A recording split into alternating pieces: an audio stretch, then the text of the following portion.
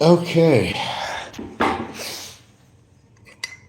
Fix my tea bag here. And a good morning.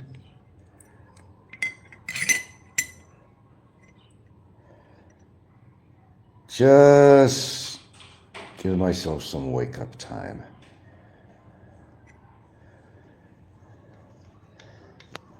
Okay. Got my ingredients in there. Touch of that. And today, something special. Put a little barley grass powder in there too. Not too much.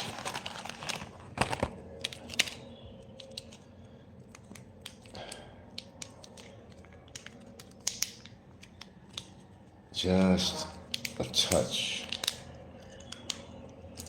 I could open this damn thing up. But I like to seal these things, I'll tell you that.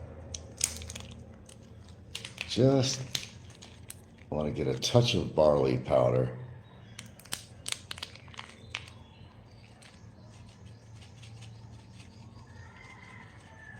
Oh, come on. There we go. A little bit, little bit, little bit, little bit.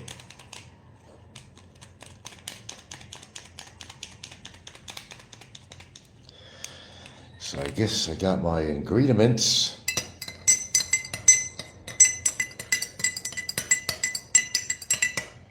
And there we go. Okay, so let's start this off here. I guess Einstein did yet another show overnight. Oh, God. Yet another one. Bitching and whining again. Oh, what did he say this time? I didn't catch all of his show. Just looking at it this morning, part of it. And his words were that Frank thinks he could get away with just about anything. He could talk about anything. Well, isn't that what the problem really is with him? He thought he could just get away with saying anything about me, and now he's got all that shit on him. And yet he bitches and whines.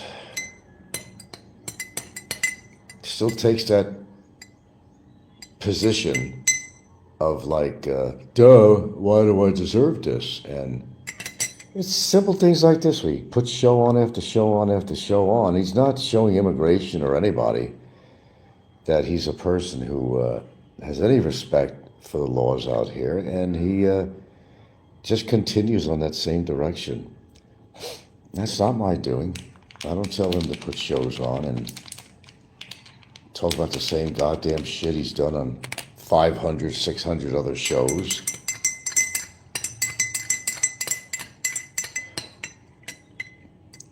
He says, you think Frank could just say what he wants and get away with it? Well, isn't that what kind of got you in your situation there, Mr. Jordan? You think you could say what you want and get away with it? Well, did you get away with it? That's the question you have to ask yourself. Did you get away with it? Yes or no? Simple question. Simple question. He doesn't understand what he says and what's coming out of his mouth. He asks the stupidest questions or poses the most ridiculous statements. Frank thinks he can say anything he wants and get away with it. Well, doesn't that apply to you too, Barry? You're obviously not getting away with this.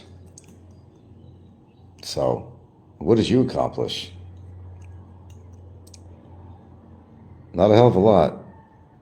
Hell, a lawyer didn't even put in a goddamn motion for plea bargaining. Nothing. I don't know who he has as a lawyer. They could write up some fancy paperwork, which was all bullshit. That's what a lawyer does. They're good with pen to paper. Well, although nothing these days are pen to paper, but still, you get my point. I'm going to let this tea cool off. Yeah, you are right. One thing, Barry, hey, look at that. You can't say anything you want and get away with everything. It's just regarding whether something is factual or not. It makes a big difference on what you say. Say anything you want. A lawyer can write up anything they want. But if it's not based on facts, I know it was on that paperwork that he's displaying. And the funny thing about it is, you got to understand about lawyers. They're artistes. They're artists. That's what they study. And they can write something up. They can make somebody sound like they're like the biggest criminal since Billy the Kid or something. Well, maybe not the best example. Charles Manson. But that's what lawyers do.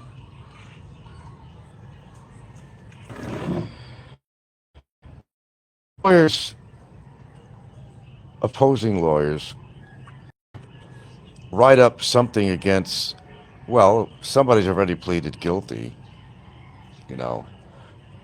They don't have much to go on, except to try to get their client in a situation where perhaps the charges aren't as severe, or they'll try to plea bargain down to something else. That's what they do. Now, in his girlfriend's case, yeah, I read that shit. It's exactly what it is. It's shit. They could build up something on paper, and they could write what they want to build up this thing that this guy is like the worst thing since Charles Manson, like I said, you know. But is it true? No. It's true. So lawyers don't always tell the truth. They're getting paid by their client.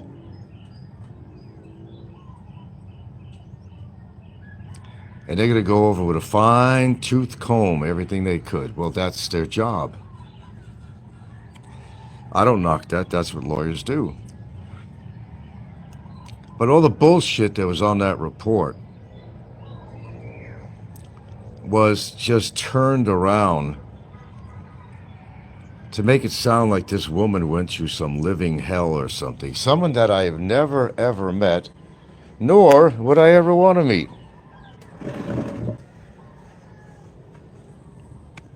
According to what's been written in there,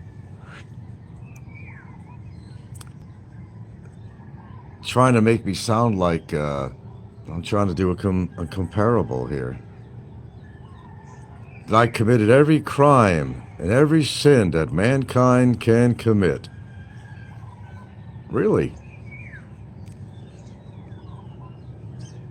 I know what was said and done. I know what transpired. I would know.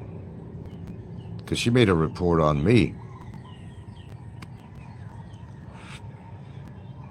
Poor woman who's scared of the world. She's afraid to go outside because of me, someone she never met.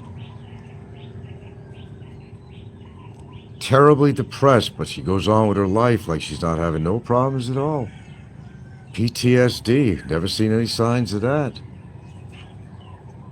Singing, karaoke, carrying on with her business, going out with friends for lunch, making trips. I don't know, does that sound like a woman who is experiencing PTSD and is deeply depressed and psychologically scarred? I'm not seeing it. Certainly not. I haven't seen one sign of that. But, you know, when you hire a lawyer,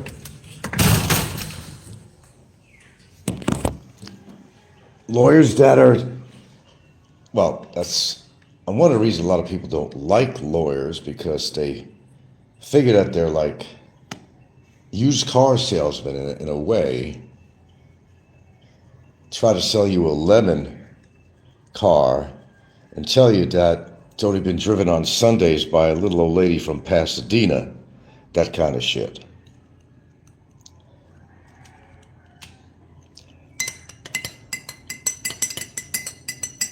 You know how that works. He comes on again last night. He's at his peak right now of hysteria. That's what's going on. He's at his peak of hysteria right now. Gotta watch that, boy. It's showing.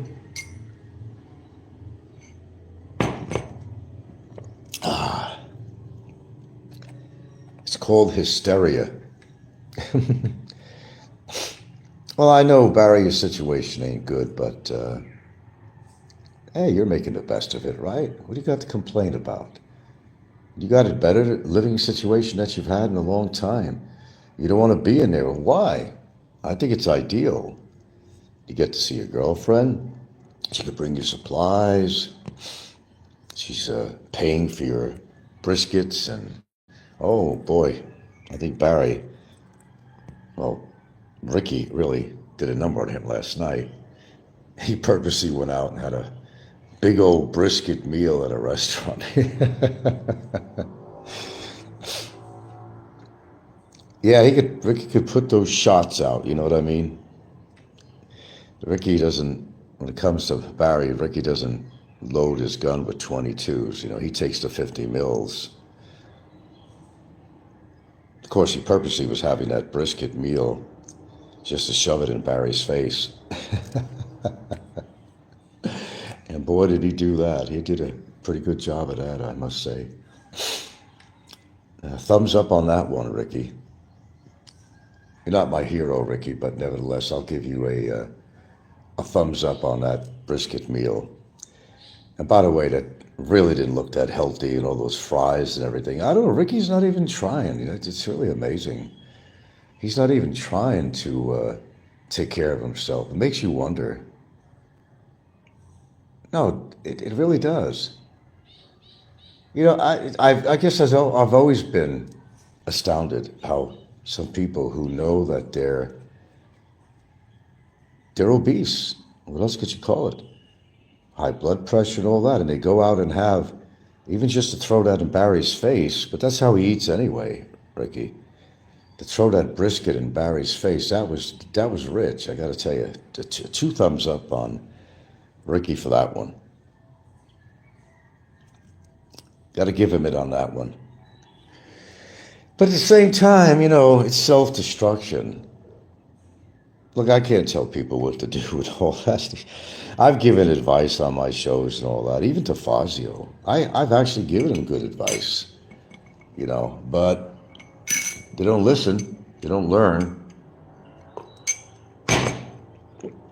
What can you do? You lead a horse to water, can't force that horse to drink that water, you know, so on one hand, you know, Ricky's shoving it to Barry with the brisket meal that he had. Not just a sandwich, but he had a whole another 100-gram piece of brisket steak. So on one hand, he's shoving it to Barry in a big, bad way. But then he's also shoving it to himself because knowing that Ricky's not very healthy and overweight and all that stuff, and high blood pressure and God knows what else, you know. He's sitting there having this big old fatty, high cholesterol brisket meal with tons of fries and sauces and everything else. So on one hand, he's definitely doing a good job of shoving it to Barry. There's no question about that. He did an excellent job of that. I must give him credit on that. But he's also, on the same note, you know, he's also punishing himself. And that's why I look at these people and I say, well, you know, I'll say, what's wrong with you? It's all right. Relax, man. I still do my shows in front of you. Okay, let me go back to the table here. I don't do my shows in front of any of the children. I always make sure I have my privacy here, out of respect. Okay.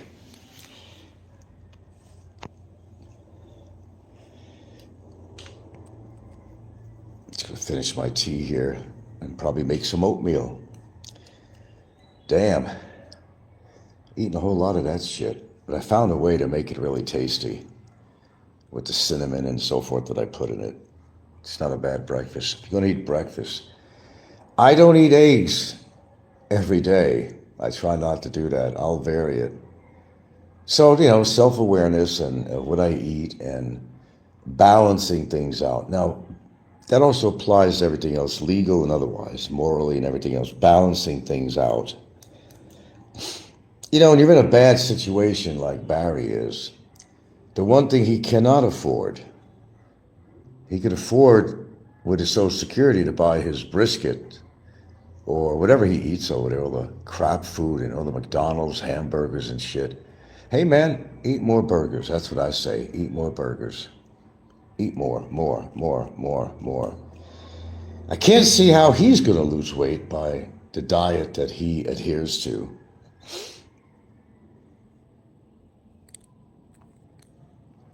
Remember one thing, I'm sorry to go into this health shit, but when you got a big old tummy like that, there's a lot of visceral fat. And it means you have a fatty liver too, so it's affecting your liver. And if you have a history of drinking on top of that, well, it just combines the very ominous health situations that develop because of both, actually. Looks like nobody's talking here this morning, but that's okay.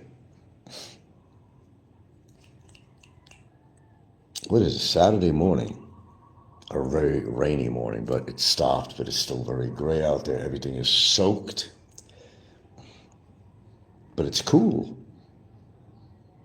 That's the good thing about it. It's nice and cool. Don't even need a fan on it. It's too early for that anyway. So that classic statement that Barry makes on apparently another show he did like 7 hours ago, I don't know what the fuck. I just go to bed. I go to bed. I'm not going to wait up for his shows. I mean, it's not like I look forward to his shows. And like I said, I could only listen to so much before I just sort of change the channel, if you know what I mean. Yeah. How often can you say the same things over and over again with all this bitching and whining about his situation? What he has to do is accept the fact that this is his situation, and he has to do what he feels he has to do to get out of it. But I cannot see the logic. I haven't used that word for a while. Logic. I cannot see the logic in his particular situation to do what he's doing, to continually put on shows and, again, I'm sorry about this, but I gotta repeat things myself. To do the same things that got him into the spot that he's in now. Sorry if I have to repeat myself, but it just happens to be factual. How, in his mind, if we call it that, does he think in any form or way that it's actually helping him out? He burned his bridges with all these people in various departments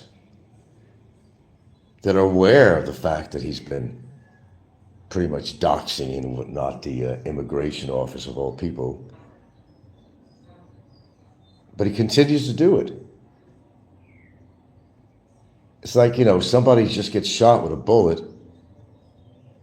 He says, oh, I'm okay. Hit me with another bullet. Now that wouldn't sound very sensible, would it? But that's basically about the same thing that he's doing. Give me another bullet. Give me another knife wound, whatever. I could take it. Because I'm a tough guy. Yeah, give me another bullet. Here's the heart. How about shooting me right in the heart? Same thing, as far as I'm concerned. And like I said, I'm not going to pretend to know the future. I'm just going along with the system.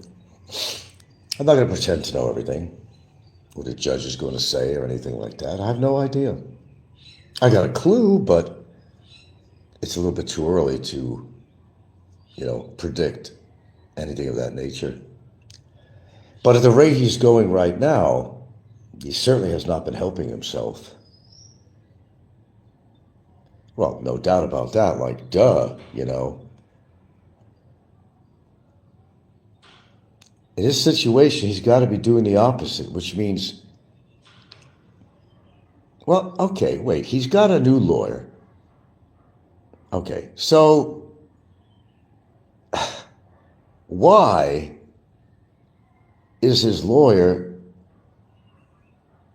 if she knows, her salt, why isn't his lawyer telling him that you have to get off YouTube, you can't present legal papers? Like, he's been flying that all over the place, presenting all these legal papers. You see this, people? Read this, read this. And he's yelling at Kiki and CW and everybody. See this? What does that say? What does that say? I'm going to tell you what that says. My interpretation of what that says. It says that you're a numbskull to presenting documents meant for privacy in the middle of a case, to presenting documents.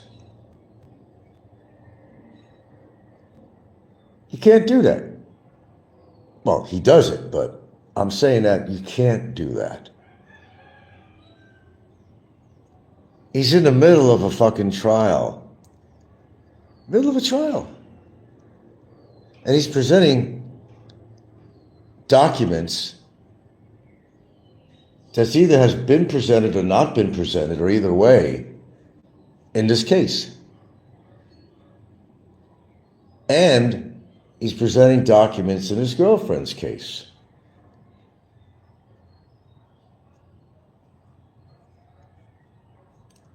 And that's a no-no.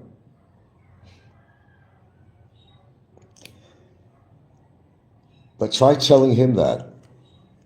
Try getting through to his dense brain. You can't do it. Like I said, you could talk to a dog, and a dog has on a level of human understanding, a dog is compared to approximately a 3-year-old child. And they will understand certain things, but there's a lot that they don't understand. They can't comprehend everything you say, and except through repetition. They'll understand what you're saying by repetition. Like, go eat your food, you want to go out, you got to go pee-pee, you got to, oh, pee-pee, pee-pee, uh-oh. And they have a certain level of understanding, but not usually beyond a 3-year-old. Although Barry's a grown-ass man, well, he didn't grow too tall, but he's a grown-ass man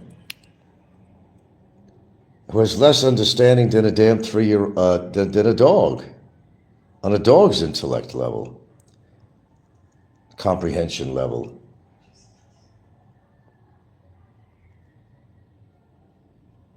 Go figure.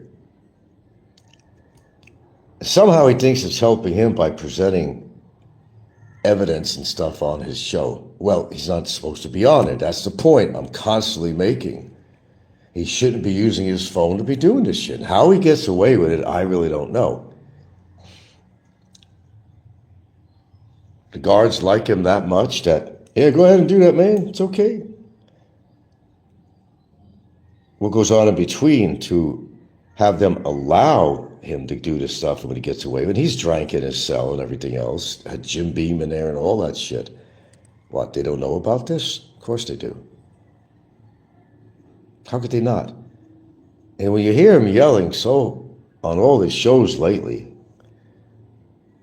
how could the guards downstairs not hear this every single fucking day? They probably want him out of that cell more than he wants to be out of that cell.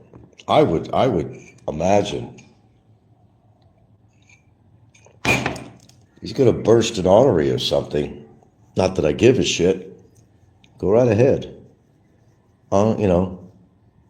Too bad he don't put his face on camera so we could witness it. For all I care. He keeps on going at this rate, then he ain't going to have to worry about getting out because they're going to be carrying him out. Guy's going to have a heart attack, a stroke, or something, or just complete nervous breakdown. The level of his voice, you could tell how frustrated he is.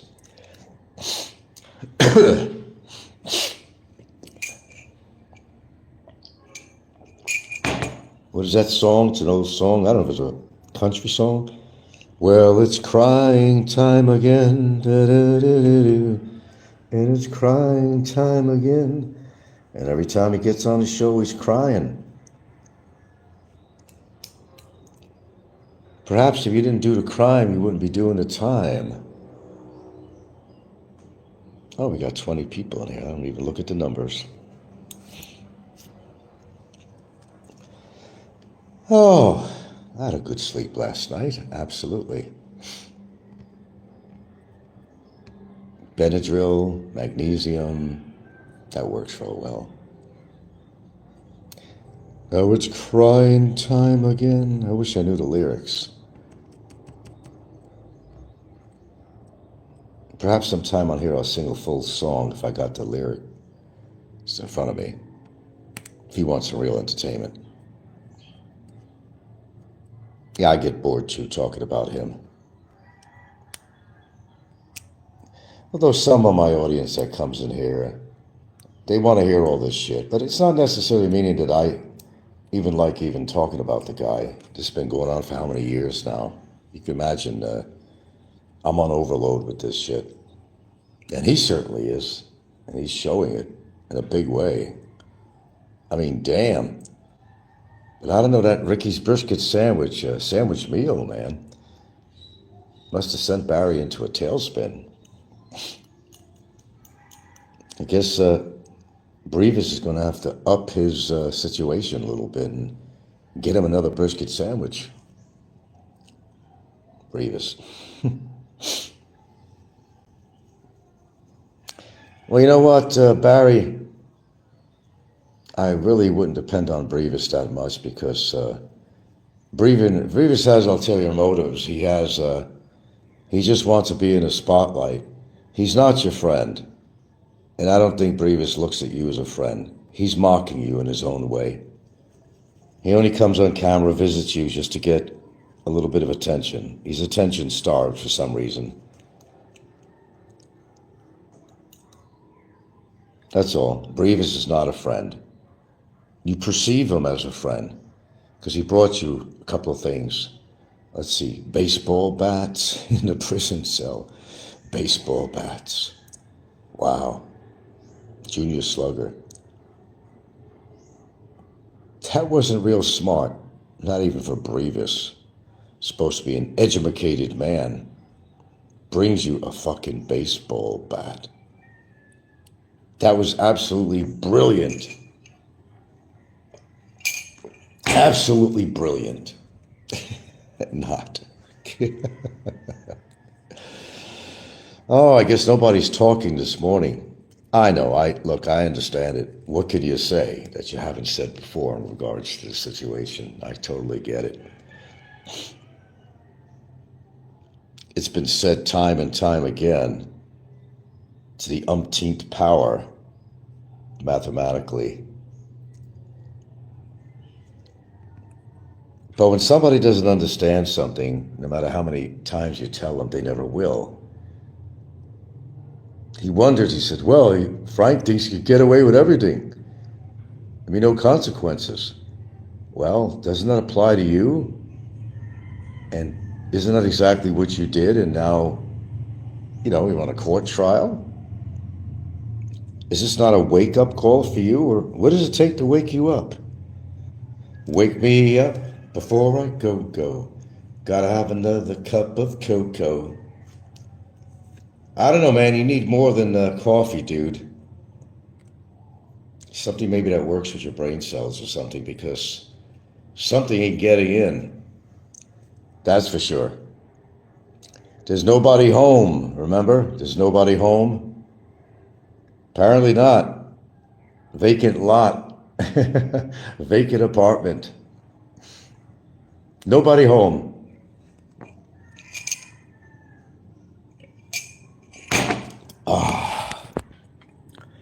Just about done with that.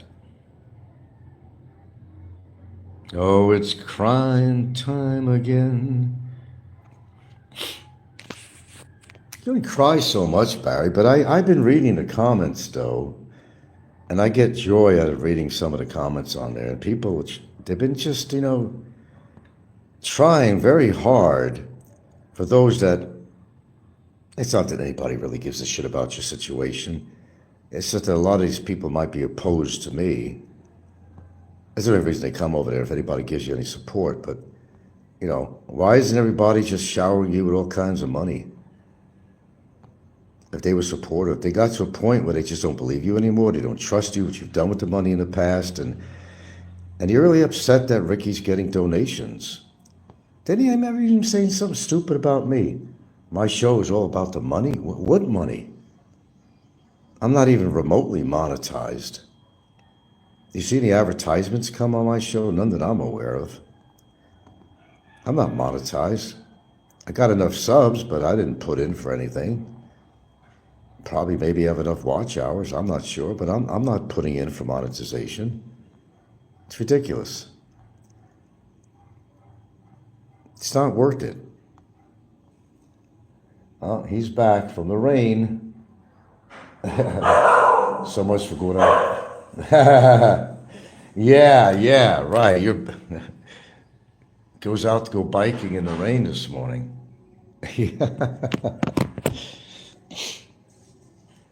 That didn't turn out well. I can't see how. Riding a bike in the rain this morning.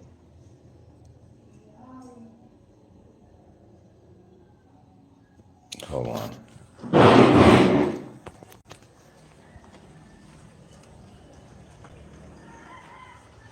What the hell?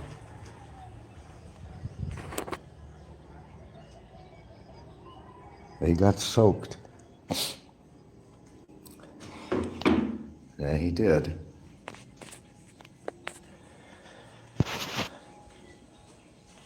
Well, he's back.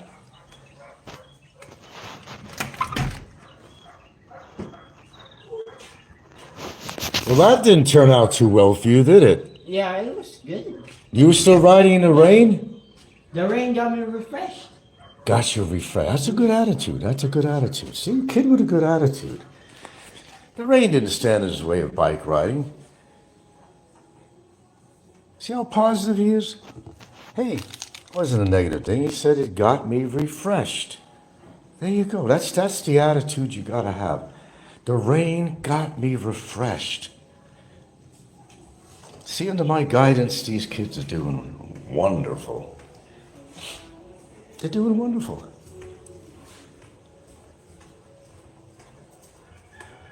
Oh, don't put Frank around kids. Well, you want some testimony here? Bubblehead, you want some testimony? What these kids think about me and the family? You'd be surprised. Probably you won't, but you're not going to say anything positive.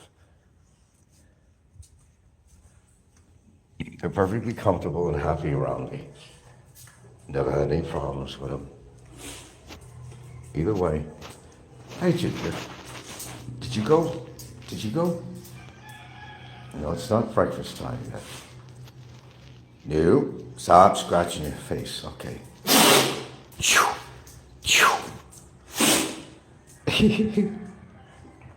With her allergies, too. Me and her are alike in that sense. We both got allergies. But yeah, I caught 40%. I had to put it in numbers, be about 40% of his show this morning. I said, oh, that's enough. I thought I was hearing the show he did before that because it was the same, same material, the same content, the same blah, blah, blah bullshit. You can only listen to so much of that, man. Seriously. Well,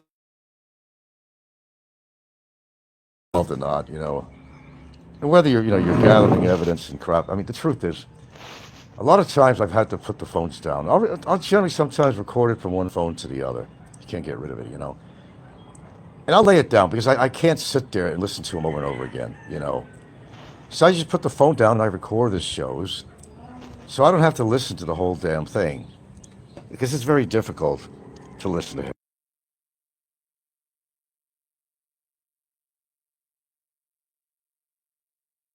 Remember I gave that comparison to, it was an old porn movie when they had them in the theaters and all that? The Devil and Miss Jones. Remember me talking about that? And I knew her name too. Yeah. Anyway, not important. But the whole context of the whole movie was that she was a nymphomaniac. If you don't know what a nymphomaniac is, Barry, someone that says, you gotta have sex all the time, gotta have sex all the time. It goes beyond casual sex. It's just like, you gotta have sex. It's like if you're a drinker, you gotta have that, glass of booze. So in her case, the devil, oh, Georgina Spelvin. I actually saw her when I was in Times Square. There was a big book signing thing, believe it or not. Oh no, movie poster signing or some shit like that. I was in Times Square eons of time ago. Georgina Spelva, she's a short little lady. I say, what's all this ruckus about? It was at a kind of a bookstore or something, if I remember correctly. Oh, that's Georgina Spelvin. She's from the movie Devil and Miss Jones. Okay, why is she here? you know. Oh, she's signing autographs or posters or something on there. Okay. No, I didn't walk away with one. I did see the movie. That's how I'm able to talk about it back in those days. So the whole idea of the movie was that, again, she was an nymphomaniac. And I don't know all the criteria, but she committed suicide in a bathtub and she cut her wrists. Now, of course, if you're Catholic and all that, it's a sin to kill yourself, okay? You're going to go to hell, but you're going to go to purgatory first, and they're going to, you're like the judge in a courtroom. And purgatory, as the judge in a courtroom, is going to decide your faith. Well, of course she killed herself. They really didn't want her to go to a heavenly place, let's put it that way. So what they did was, she wound up in her own hell, which was basically, and I've told this story before, but it's a good story. She wound up in it looks like a cell, like Barry's cell, about that size. And there was a guy in the cell that she had to share the cell with. And this guy was, psychopathic. He was just, I'm talking about Looneyville. Now keep in mind, she's a sex maniac and she has to have sex. She can't help herself. Like some people can't help shutting their mouth. So it's a good comparable here. So her punishment was being in a room with somebody of the opposite sex that normally she'd be able to have sex with or get his attention somehow, to get him aroused. But that's not what was happening. This guy, all he was talking about is this imaginary fly in the room. I'm not sure that's what the movie was about. And she tried to get his attention. She even was masturbating herself. She was so horny because she was a nymphomaniac. True story. Well, it was a movie, okay, but nevertheless. And he had absolutely no interest in sex at all. He had no interest in sex, none. That was her hell. I think Barry's hell should be where he has to listen to himself over and over again, his own recordings, for the rest of his eternal life or whatever, or his hell, his own personal hell, to have to listen to his own recordings, how hateful they are, how much denial, the lies, would have to listen to it over and over and over again. Boy, that would be punishment, wouldn't it? Eternal hell. That's very personalized type of hell. Hello, too early to eat, dogs, too early. They come over and say hello to me. They love me too. Yeah. She always comes over to me, this one, and she's got to get her head scratched and head massage. And yeah, I say goodnight to the dogs every night. Take my foot and rub their belly or rub their neck a little bit. I tell them good night, go get some sleep. Yeah, they're like my kids. I don't go, Chet, Chet, I'm going to throw hot water on you or throw rocks at you. No, I don't do that. These dogs get loving attention all the time. She comes up to me all the time, all the time.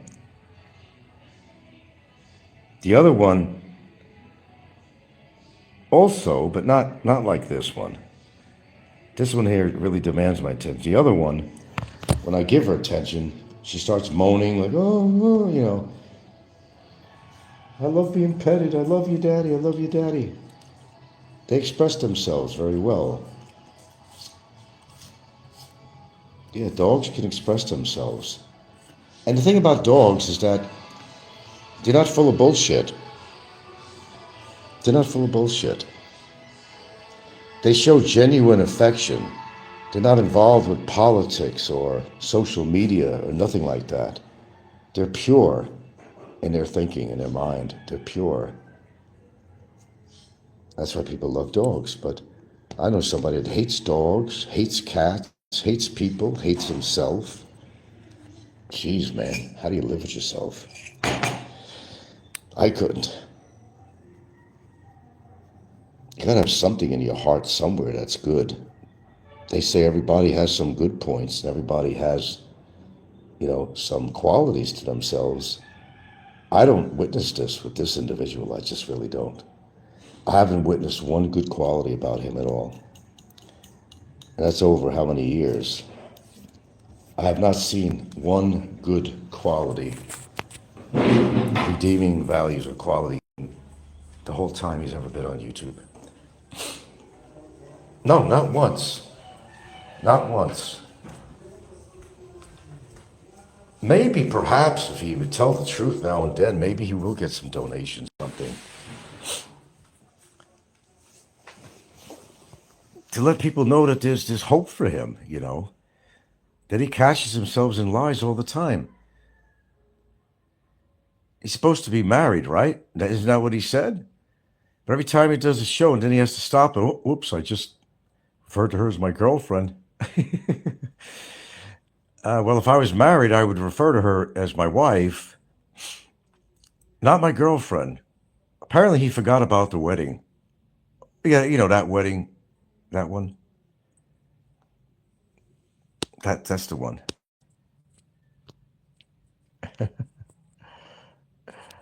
Oh, remember this one? You remember her? Do you remember her? Do you? Is that showing out on screen? What happened with her, Barry? Do tell. What happened with her? What happened?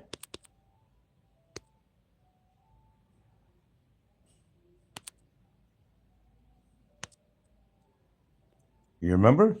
Remember her?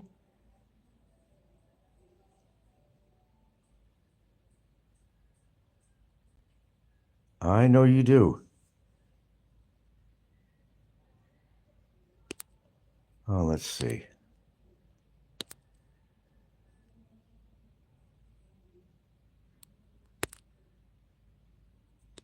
Can you guys see that picture?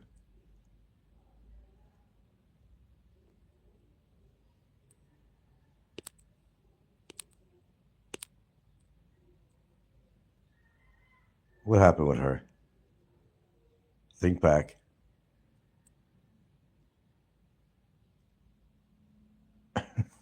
Bring back some memories? Does it?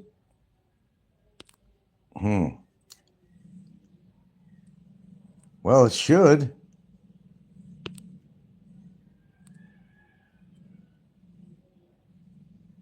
How about some of these things?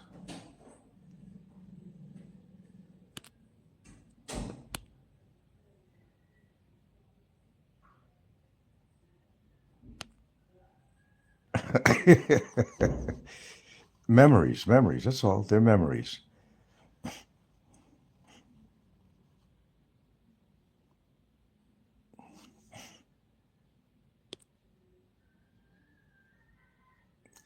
Memories in the corner of my mind.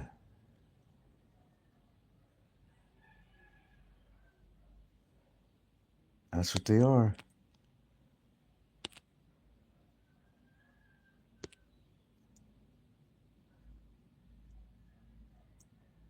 Let's see. We'll leave it at that, maybe. Sometimes people got to be reminded of stuff. In his case, well, he just doesn't remember.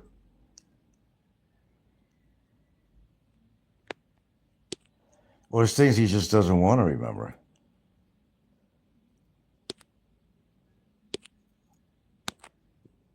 Okay. Let's see. All right, we back.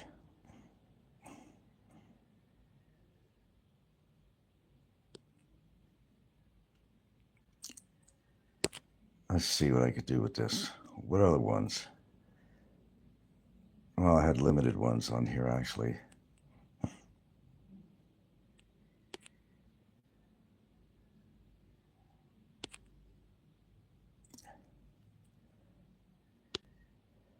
Remember her? I remember. And everything that happened in that relationship.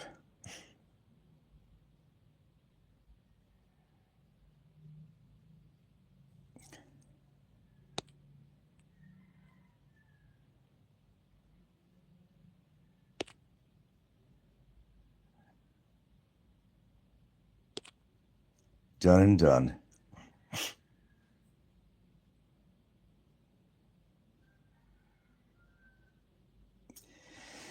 Well, you boys are awfully quiet this morning.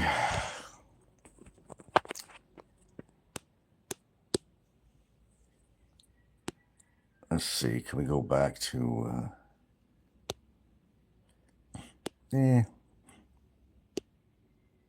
Okay.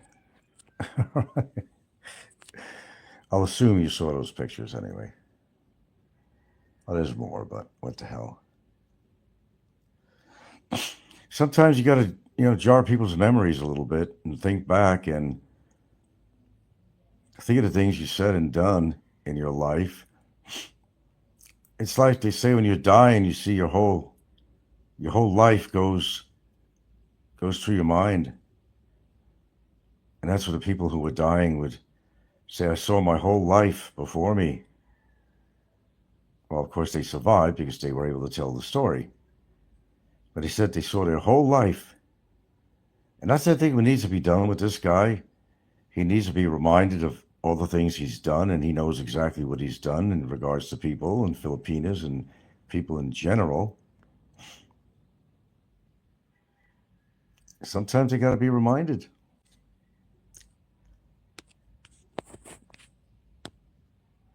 There we go, back to that.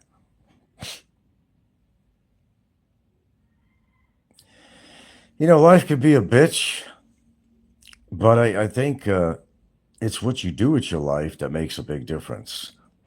You can't be happy in life if you're not happy with yourself. And you can't love anybody unless you love yourself. He makes a lot of claim. Oh, I love myself. I think I'm great. I'll talk about narcissist. He doesn't love himself. He's a very bitter person. He's already 50 years old. He's not a young chicken no more. You got to think about what did you accomplish in your life at all? And yes, I did go to college. I did get a bachelor's degree. I most certainly did. But I've done other things too. And we're not talking about academia. There's just a lot of things in life that if you've done well for other people, it could be something very, seemingly insignificant. Helping somebody out that don't have any money, paying for their groceries. I've done all that stuff.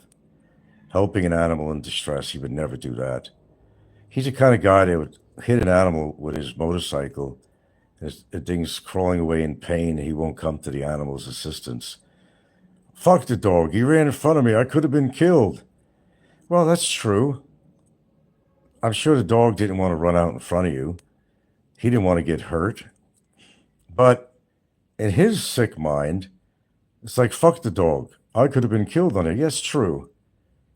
That's true. But you're going to blame the dog. Or maybe it's your erratic driving, perhaps. Whatever the situation may have been. Whatever. But you want to help the dog out if you can. Not walk away from a situation like that.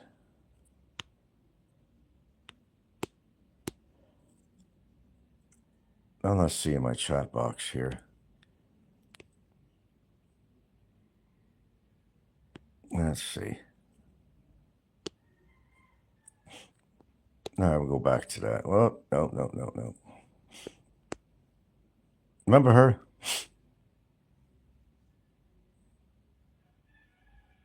Remember her? Think hard. What transpired? You remember her?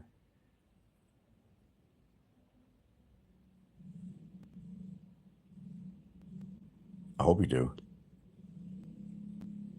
She remembers you. And a lot of other people do. All these women. No, I'd never harm a woman. I'd never strike a woman. I would never abuse a woman in any form or any way. I'll keep on telling yourself that. People know the truth, and you know your own truth. There's certain things regarding reality that you don't want to face. But unfortunately, that doesn't change anything that transpired. It doesn't change it at all. What's happened has happened.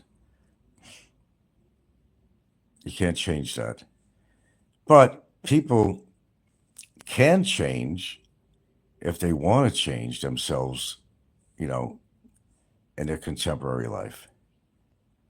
They can realize all the mistakes that they made and they can try to correct.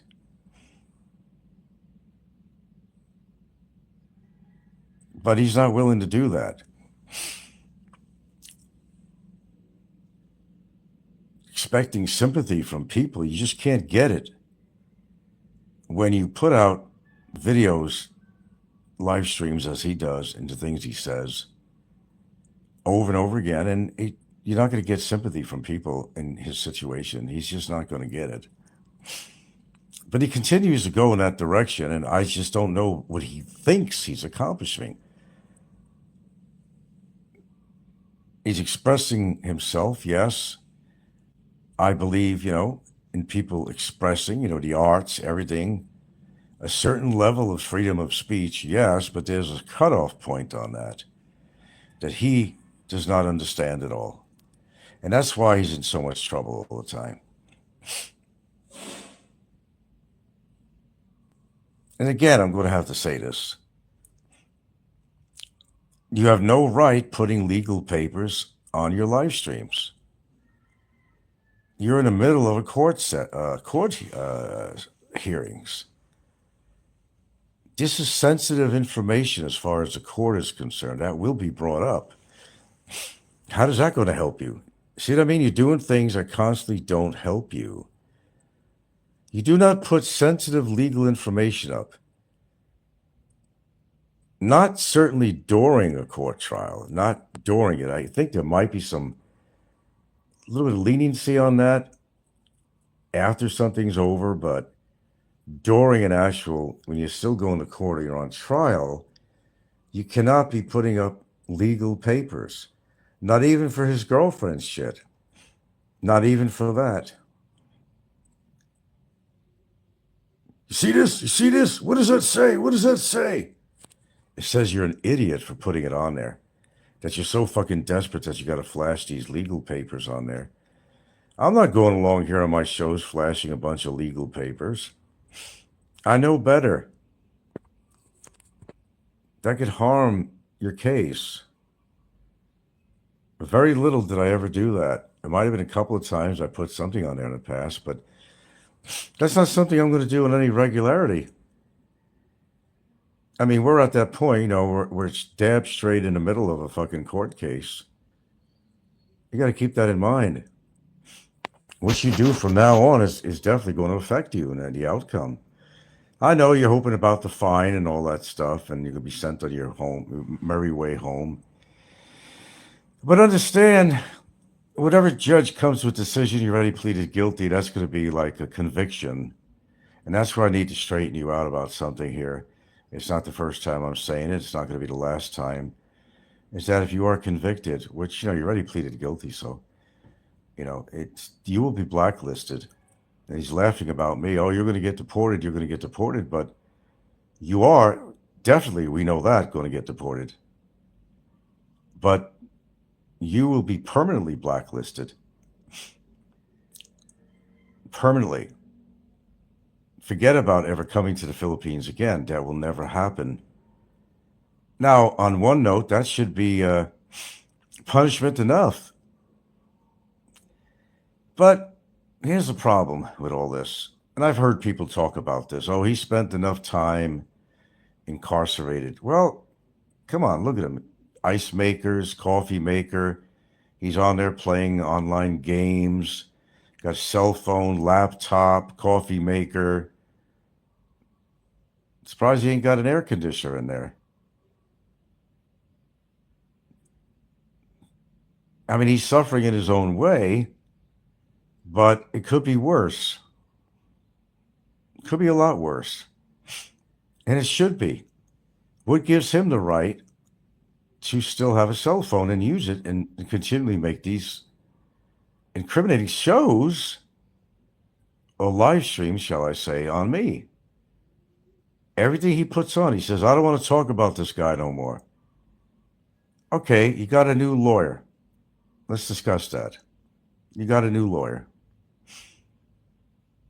Any level of competency, I would say that this lawyer would be telling you that if you want me to represent you, you have to get off social media. You have to put your phone away, or certainly not be allowed to use your phone for the said purpose of committing the crimes over and over again.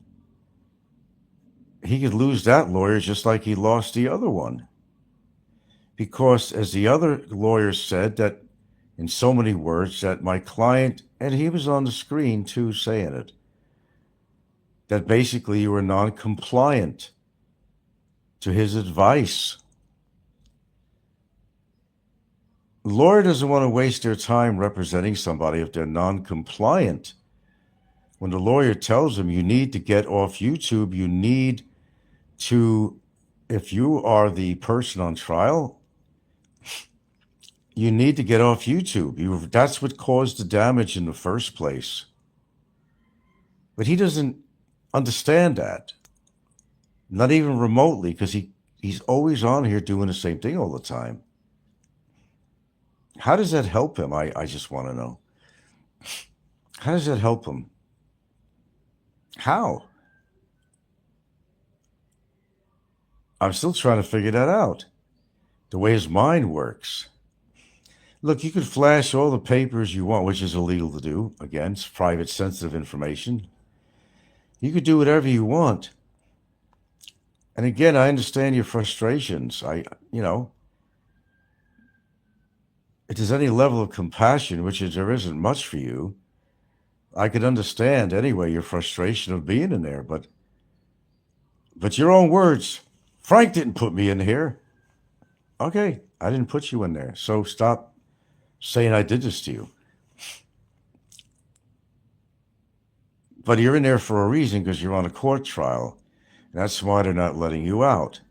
As much as you don't like it, that's something that, unfortunately, you're being forced to comply with. You don't want to comply with anything else. You don't want to comply with your lawyer's advice. I mean, look at him. Show after show. He's got a new lawyer. What happened with his last lawyer? We don't know the whole story, but his lawyer, he didn't fire his lawyer. His lawyer rejected representing him. And wow, that takes a lot for a lawyer to say, I don't want to represent this guy. That takes a lot, but it does happen. You don't hear it that often, but it does actually happen.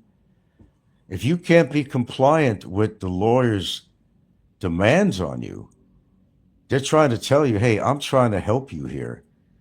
But if you can't listen to me, then we got a problem. Then they'll say it ain't going to be my problem anymore. Find another lawyer. And I believe that's exactly what happened. Boy, nobody's talking this morning. That's amazing. That's okay. You're listening. I know he's listening. No, I don't stay up late for your shows, Barry. I don't do that. I go to bed my normal time. My normal time. But before I went to bed, I remember you were doing a show, and I guess there was another show after that. This guy's on a roll. But he's yelling into that fucking phone, and the whole damn immigration center, which is not huge, hears him. How do you think these guards feel, or any of the cellmates in there? But this guy ever shut the fuck up? Is what they're thinking. Oh, he wants to see me in the same cell. Oh, that would be delightful for you, wouldn't it? That would be delightful. I don't think that's what you really want. I don't think you want to be in that situation.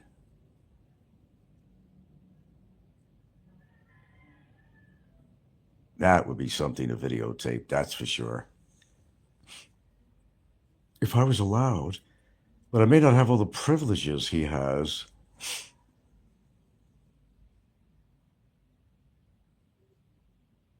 Just think about it. Cellmates. Wouldn't that be an interesting scenario? You'd be pissing your pants every fucking day. Pissing your pants.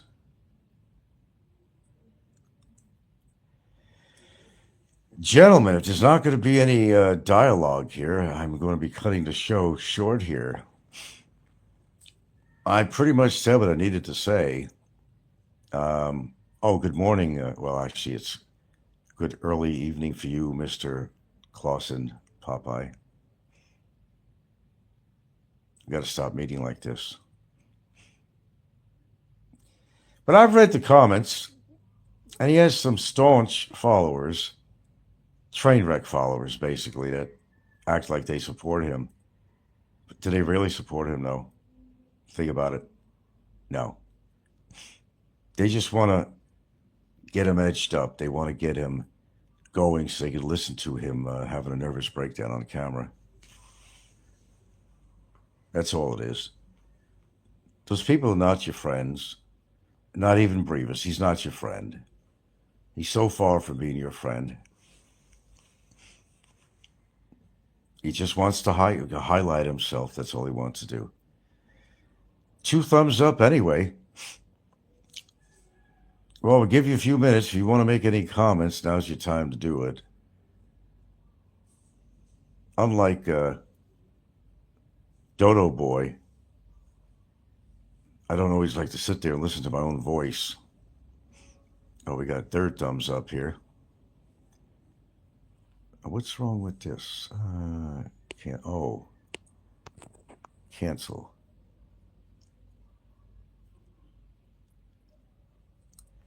And we got 16 watching here.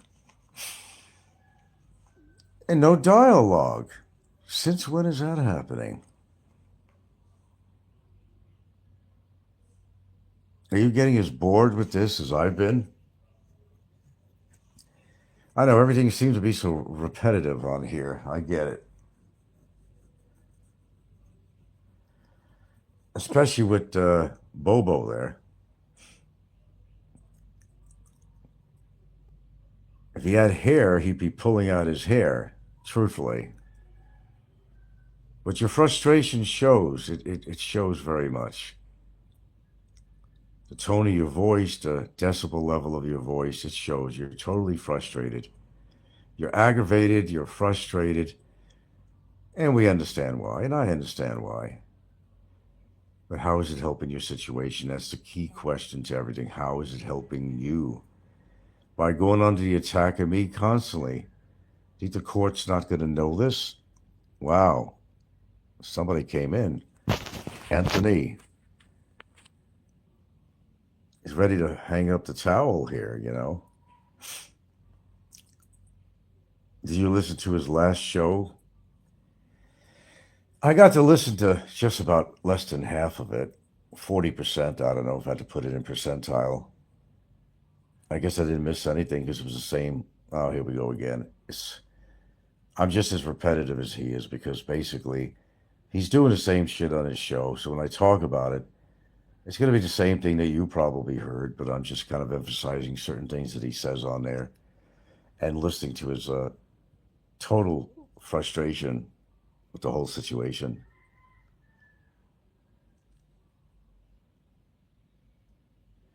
I mean, I'm not heartless, okay? I'm not heartless. But as I tried to make my viewers understand something, you know, it would have been a lot different in the earlier phases. Accept his charges and, you know, stay off YouTube and don't make it worse for yourself. And I did advise that. But he just kept on doing shows even up to today. I mean, he's just kept on doing show after show. And this was after, well, before and after, you know, he received the charges. Now, I don't know how you all think out there, but that's total stupidity. He calls me a moron, or he says a moron. Who's the moron that keeps on coming on when he is on trial? And again, doing the same thing that he's done over and over again to give him these charges to be bestowed upon him. Does that make any sense to anybody out there at all? Because it certainly don't make any sense to me. It makes no sense whatsoever. So what's going on, AJG? I'm sorry, you know, I don't always have and remember whether you're living in the Philippines or whatever. I have certain regulars that come on here, and I try to remember are they still in the States or they wherever they live, or are they actually in the Philippines? I don't know. I heard Rick. Oh, did you? I heard that too. I heard Ricky's live show earlier from the 1 minute and 45 or 1 hour and 45 mark until the end. He told the truth about Barry's situation. Is that the one he did where he's eating a big brisket meal? Was that his Ricky's last show? Sandy. Oh, Sandy, you're in San Diego. Okay. He came on? Okay, was that on the show that Ricky was eating the brisket? Because that's the only last one I remember of Ricky.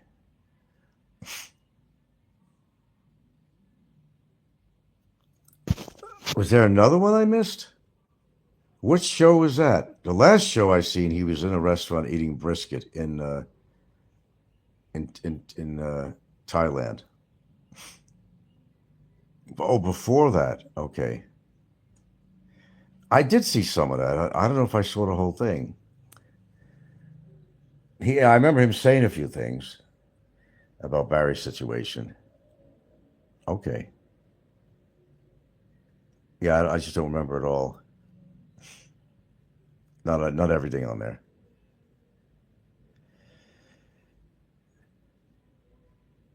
Yeah, CW was, I guess. Oh, okay. Yeah, I'd have to go back to that. CW, yeah, I'd have to go back to that. So I think he was actually on live too with Ricky, right? He was, okay. Oh, they did lay into him. Some of the stuff I did remember that. And he really did. Well, you know, CW don't like me, but I'm not sure why. I've never done anything with him, but he was a guy that gave buku money to Barry. And then when he realized, you know, his money was being misspent and seen his attitude and everything, then But just to throw mud in his face, he gave this tiny donation to Barry. He said, "Here, go buy a supply of Xanax." Yeah, that was a good one. That was a good one. That was his donation with a caption there, something like, "You can go buy some Xanax," because Barry was just out of it, man. He was in his element, that's for sure. You can only do that so much without causing harm to yourself. I don't mean the Xanax. I'm talking about getting on his phone like that and just yelling into it for how long? That'll take its toll on you, big time. It would to me if I had to do that. I could tell you that. If it would do that to me, it would certainly do that to him.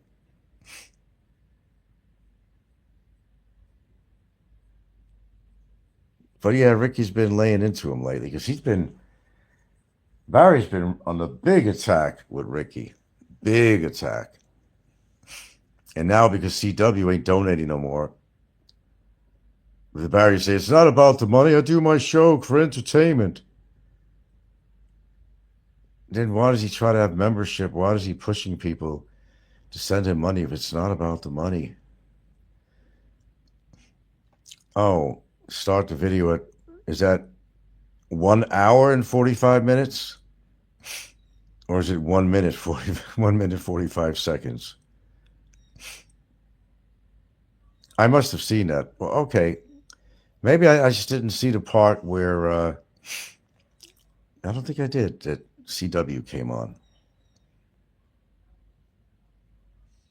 Yeah, I'd like to see that.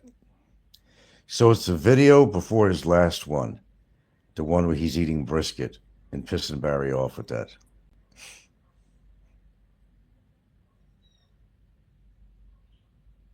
Oh, okay, well now, okay, good. Clarify that. There's a difference. Okay, could have been 1 minute and 45 seconds. So that's why you have to. Okay, yeah, I'll do that after I finish up here. I gotta, I don't know. I gotta prepare something for breakfast to eat. I'm not sure.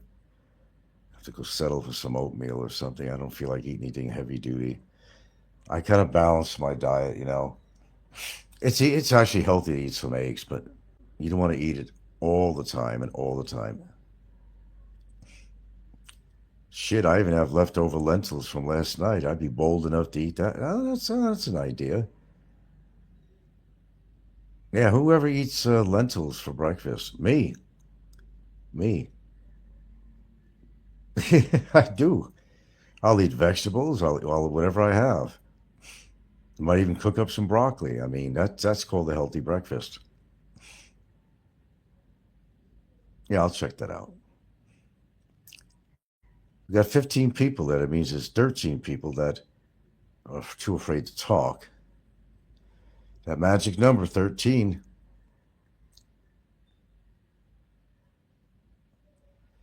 But I think, well, it's very clear that Barry's just making it harder on himself. Okay. Yeah, well, as long as it's a video before the last. Okay, I could find that. That's stupid. I think I could figure that out. But thank you. Oh, shit. Yeah, maybe I will have some healthy lentils. I actually made lentils last night. I didn't feel like cooking. I got a couple of ribeyes in the. I'm not gonna eat that for breakfast, but I've had ribeyes for breakfast before. Actually, had the whole deal meal. I had ribeye with some toast with cream cheese on it, or butter, an egg.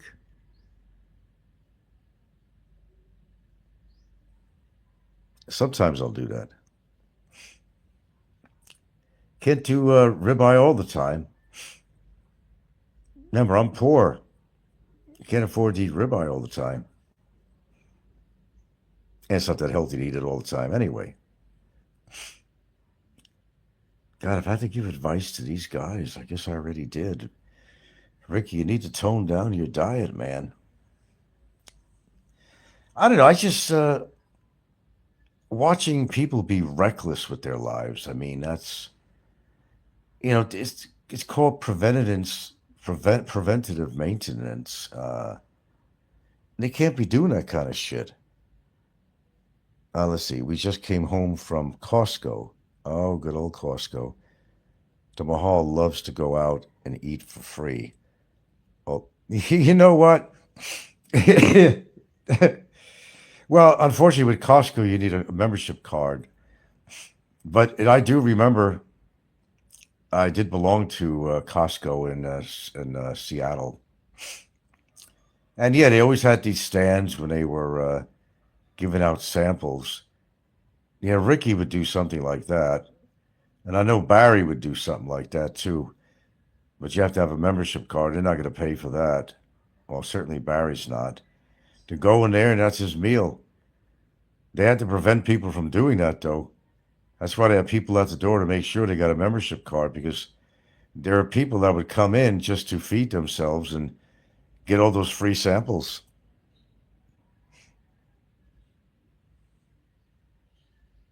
And I know that the vendors, that the people that are trying to present these products and giving out samples, they know the chances are nobody's going to buy them. Oh, I'm kind of hungry. How about a little toothpick worth of food or a spoonful of something? Ricky thinks he can go for a walk, which is good, but then he turns around and negates any good for himself by eating all of that high calorie, high fat foods. Well, that's what I've been saying all along, you know. Okay. That's what I've been saying all along. You can't feel sorry for people like this. You really can't. And it was the same with Fazio. I even gave him advice, and a lot of people gave him advice. He used to buy tons of pork, which is not healthy, by the way. It's just not. He'd eat a ton of pork. Besides, I think there's a lot of parasites in there anyway, and you got to really cook that. The pork is not the other white meat. I remember growing up, you know, when the pork industry was down, they'd have these commercials coming on saying, pork, the other white meat. No, it's not. No, it's not. HAG says most of the sample ladies are pines, and the old lady was buddy with all of them. Yeah, they invite. Yeah, we're gonna have some free samplings today. Make sure you come in. Let's see. Maybe I will have.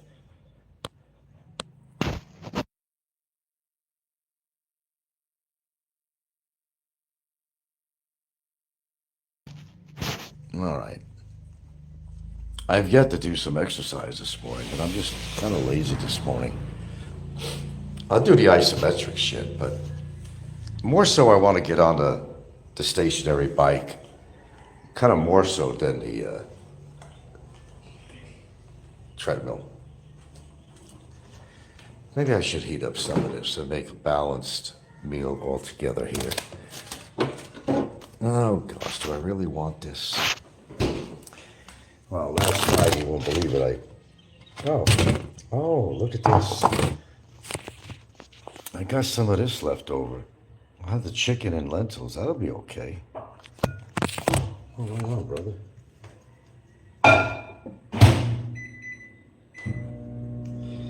I knew that'd come in handy for something.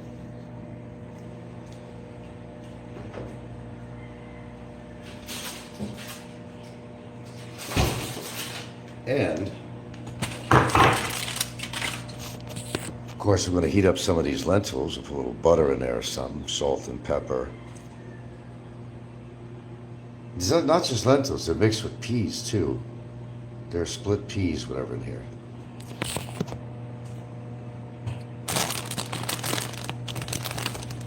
Not too shabby, really, when you think about it.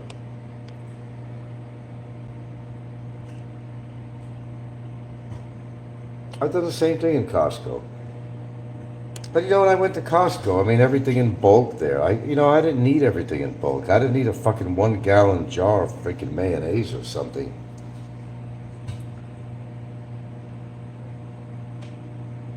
If they allow you to mix and match like they say on canned food, I guess you could do that in Costco.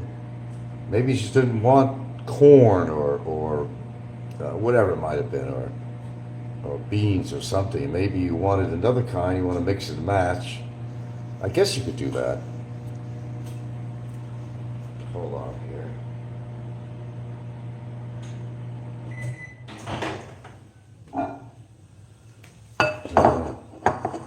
Now I'm going to throw, well, I'll tell you what I'm going to do.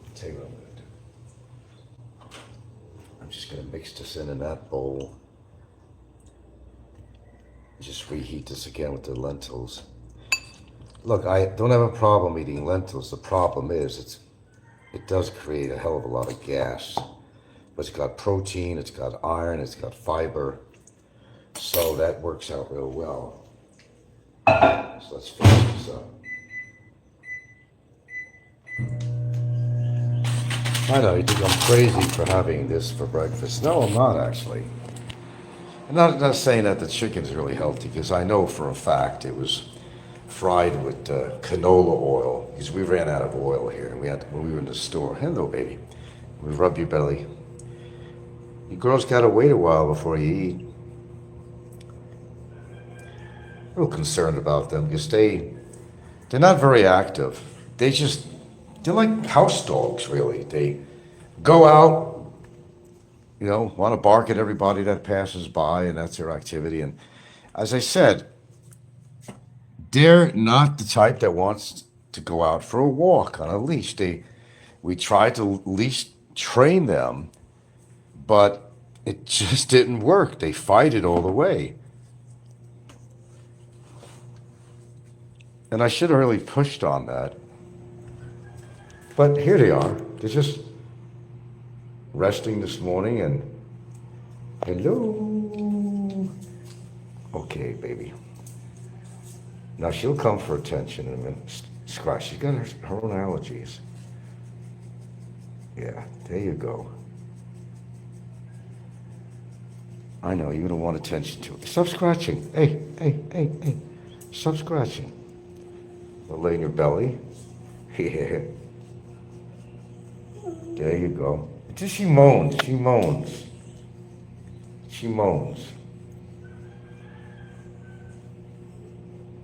She loves that attention so much that she moans. She always does. She'll come up to me. If I give her attention and pet her, I almost don't even like to do it sometimes, because she always moans. What are you moaning about? She's that much in love with me that she's just moaning. It's just crazy. The other one's not like that, but the other one demands a lot more attention than that one. Well, it's kind of a day it is out here. A shitload of leaves I'm going to have to sweep up when it dries out. I'm surprised that tree in the back is not bare down to the damn branches. Seriously. A little late for that, have been trained by a professional. I know, like Caesar. You ever watch Caesar? Boy, he's really good with dogs. Well, I think what it is with Ginger is that she was a rescue as a tiny little puppy that came to our gate, the other house. And kids would always pass by the gate and tease the dogs, and tease her. And that kind of like, same thing like with, people growing up and how their childhood was and what makes them who they are today. It's like that. I think she's afraid of the kids that she doesn't know. But she's also very protective, too, of the property, of us, and she's kind of scarred with that, because I think as a puppy, well, she was a very small puppy. I mean, I don't know how many months old it was when it came to the gate.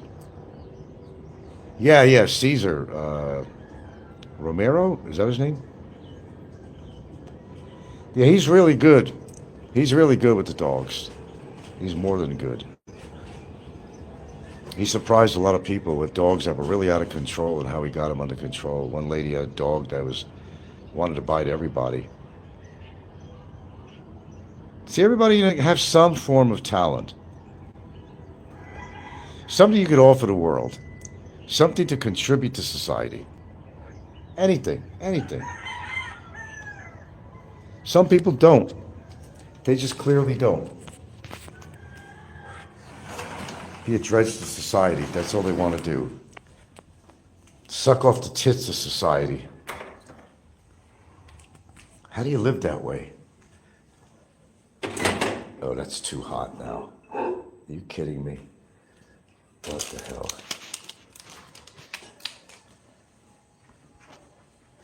You gotta draw the line somewhere.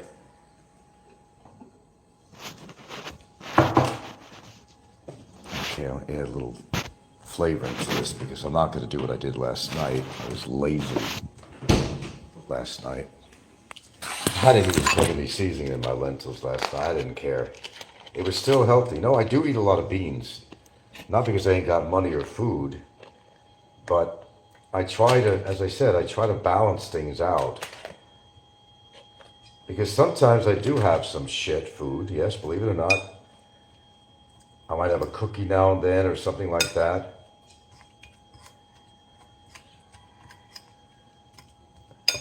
But generally, for the most part, I kind of keep it at bay, you know.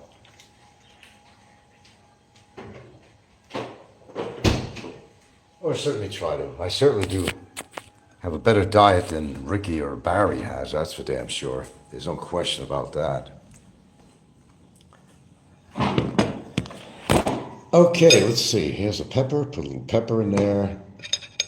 Also, there's a tiny bit of butter. I don't want to overdo the butter, so I got some chicken cutlets in there actually, which has, and also lentils or also split peas in there also. So that's not a bad breakfast. I mean, the chicken, it was fried.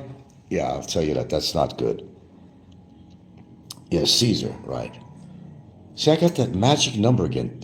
There are 13 particular avid viewers, or 12 or 13. That's not hot.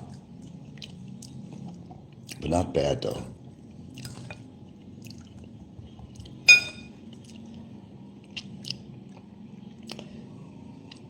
I'll try to listen to that.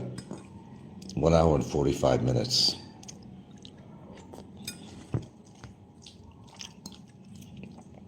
People think I'm crazy what I do in the morning when I eat here, but what might be crazy for somebody is normal for other people.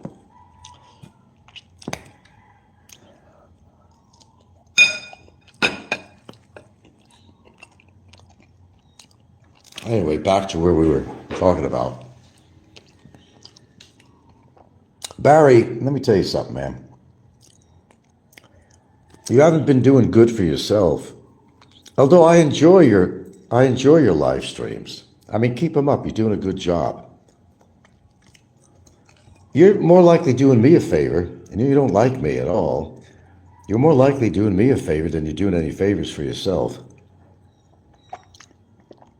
I mean, also health-wise, raising your cortisol level to your heart by screaming into the camera. I mean, he was at a point of hyperventilating.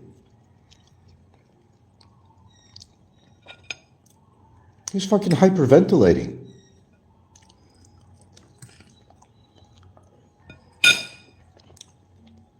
Not a wise idea.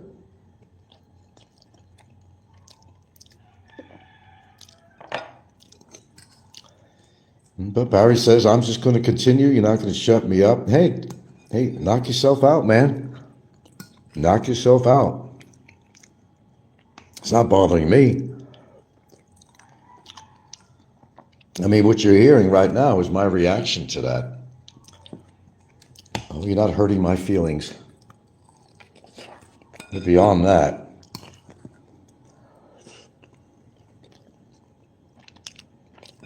but I'm going to tell you, if you got another legal representative, you're going to do the same thing over and over again.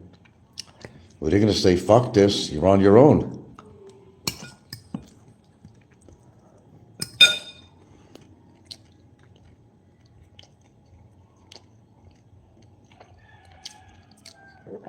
Remember, if I go down, you're going down with me. You're already there. Keep that in mind. You're already there.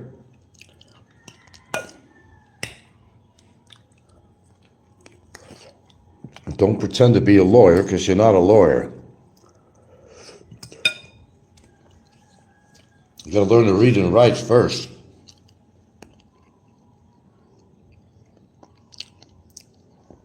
Anyway, I'm going to finish my meal. Thanks for stopping by. I got to call my sweetie. She might even visit him. I think she's close to that area.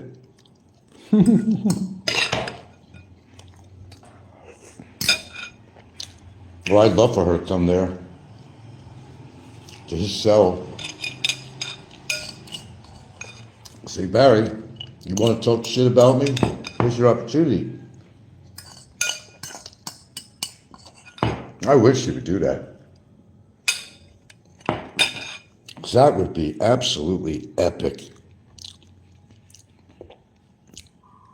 Totally epic. Imagine if she went over there to visit him in his jungle.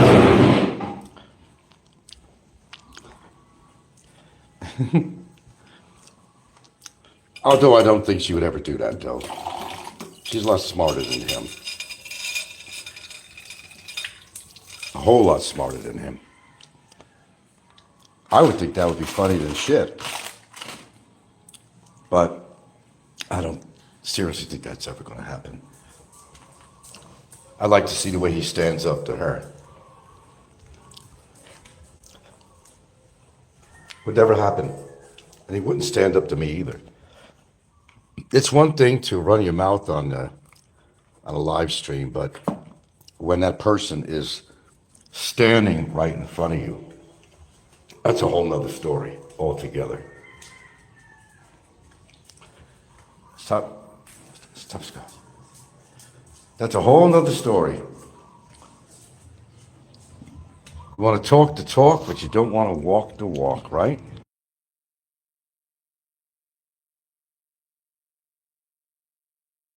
That seems to be the history with this guy. One mistake after the other. And you do the mathematics on that, and it doesn't add up to any kind of equation that's going to be remedying his situation whatsoever. How it is, Stefan. Barry is getting crazier and crazier with each day. I've noticed that. I'm glad other people are noticing it too. It's not just me. He's getting a whole lot more intense. But like I just said on my show, live stream, call it a show, the more he does that, I mean, he's got a new lawyer, okay, supposedly. Maybe it's a public defender, I don't know. Or where he got the money to get an actual lawyer, I don't know. It's probably a public defender. Now, I'm not saying anything bad that public defenders don't understand the law, but they're not very experienced, for one. That's why they're doing this, to get experience. But even a public defender is going to say, look, you want me to help you out? I'm glad to help you. It's my job. But you have to stop this YouTube shit. It's going to be the same thing that's going to happen with his other lawyer. His other lawyer knew he was doing YouTube shows. They probably had a lot of argument on that. I would imagine so. If you're going to be non-compliant, you can't be non-compliant with everything in your life. When it comes to, being defended in a very serious, it's a serious case. I mean, he makes light of it. But it's actually it's a serious case. In his mind, you think, it's only cyber libel. So what does that mean? It's only cyber libel. It's a criminal case. This ain't civil, Jack. This is not civil. It's serious. But apparently he ain't seeing it for what it is. I see it for what it is. I take everything seriously. I take her case against me seriously. I'm not going to pretend that I don't. And it is for revenge. That's exactly what it's for. A lawyer can write up anything they want and make their client look squeaky clean. But that's what a lawyer's job is. But my lawyer is basing everything on facts and real factual evidence. That's the difference. Trust me when I tell you, they want they want this case to be over just as much as I do. Maybe more. I don't know. They're not exactly thinking in their mind that I'm representing my client because he pays me. They understand all the ramifications or everything he's done. They've listened to his shows. If they didn't listen to him, they had recordings of it. They know exactly, you know, where this guy is coming from. Stefan says he doesn't seem to understand the severity of what he's doing. He's just so defiant. And you can't be defiant like that all the time. All his life, I think he's been like that. Defiance doesn't get you anywhere in life. Some people go after their ex-employers after they get fired. They go there to try to destroy their business, burn it down, or shoot the ex-employer. Yeah, that happens all the time. He's kind of in that genre in a way of thinking, where he wants to shoot me down for putting a case on him. Well, if I didn't have a reason to put a case on, there wouldn't be a case. I mean, that's logical. If I didn't have, proper reason to do so, I wouldn't do so. He just wasn't, taking that off out of my hat. Oh, I think I'll just do a case on him. No, it was well thought about. His continuance to be, as you say, defiant and cocky and so forth, it did not touch my heart in any positive way. Stefan says he does have a oral fixation. He said if he could do that to himself, he would never leave the house, and he was sick. Oral fixation. What's this oral fixation you're talking about? He does have this oral fixation. Said if he could do that to himself, he would never leave the house, and he was serious. Kind of interesting statement. What did you mean by that? What is this oral fixation? If he could do it to himself, he would never leave the house, and he was serious. Explain that to me a little bit. It sounds interesting. Oral fixation.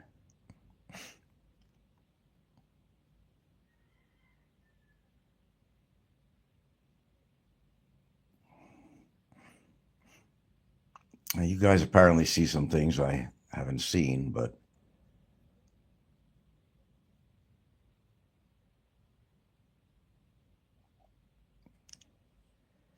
I'm not really sure what you're talking about.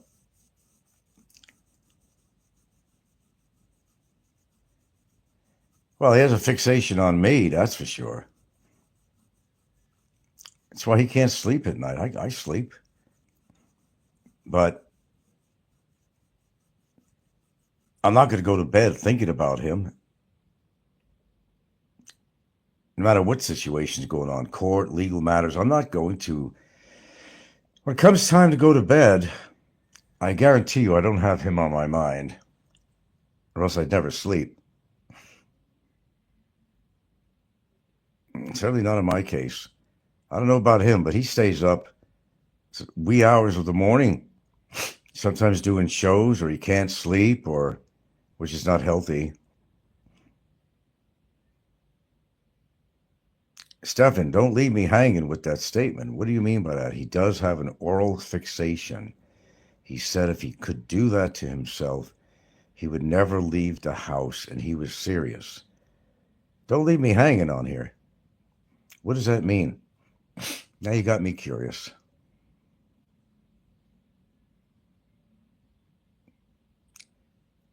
Yes, Stephanie is getting crazier and crazier. If he was on camera, you'd probably see his eyes bugging out of his head with some of those shows. It meant if he could. Oh, okay. That one, that oral fixation.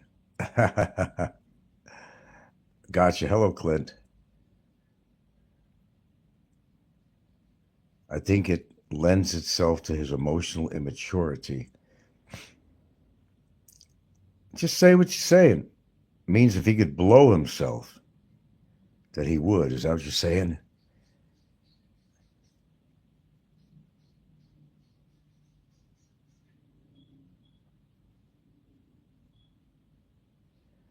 Okay. I'm a little slow, apparently.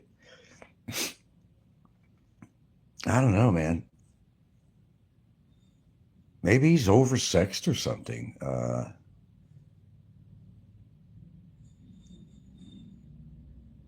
Oh, gotcha. Gotcha, Stefan.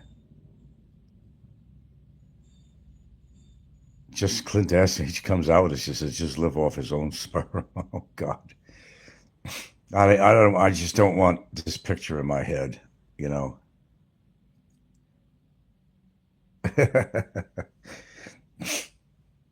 God. Some people might be into that kind of shit. Not me. I'm never that sexed up that I would do anything like that.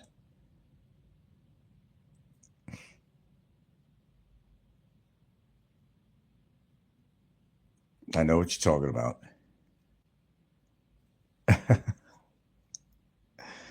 Gross. I don't know. He's the kind of guy that makes sex ugly. You know, if anybody could accomplish that, that's him. He makes sex an ugly thing when it's not supposed to be an ugly thing. You know, sex, is a physical thing between a man and a woman, generally a man and a woman, but these days, it's going haywire. Yeah. He just makes sex seem so goddamn ugly.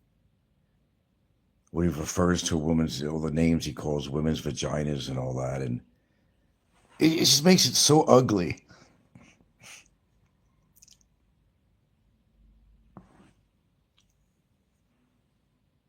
And an act of sex, I mean, how long does that last? How's your stamina or this or that? How long, you know, eh, you get your rocks off and that's it, right? He could do that with his hand, and I'm sure that's exactly what he's been doing all this time. I would imagine, because he's kind of oversexed, I think. Yeah, Stefan says it makes it almost sound like a violent act. It's not supposed to be a violent act, a loving act.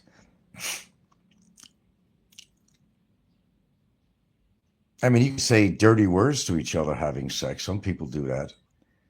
I don't really do that, but some people like that. I never really got into that.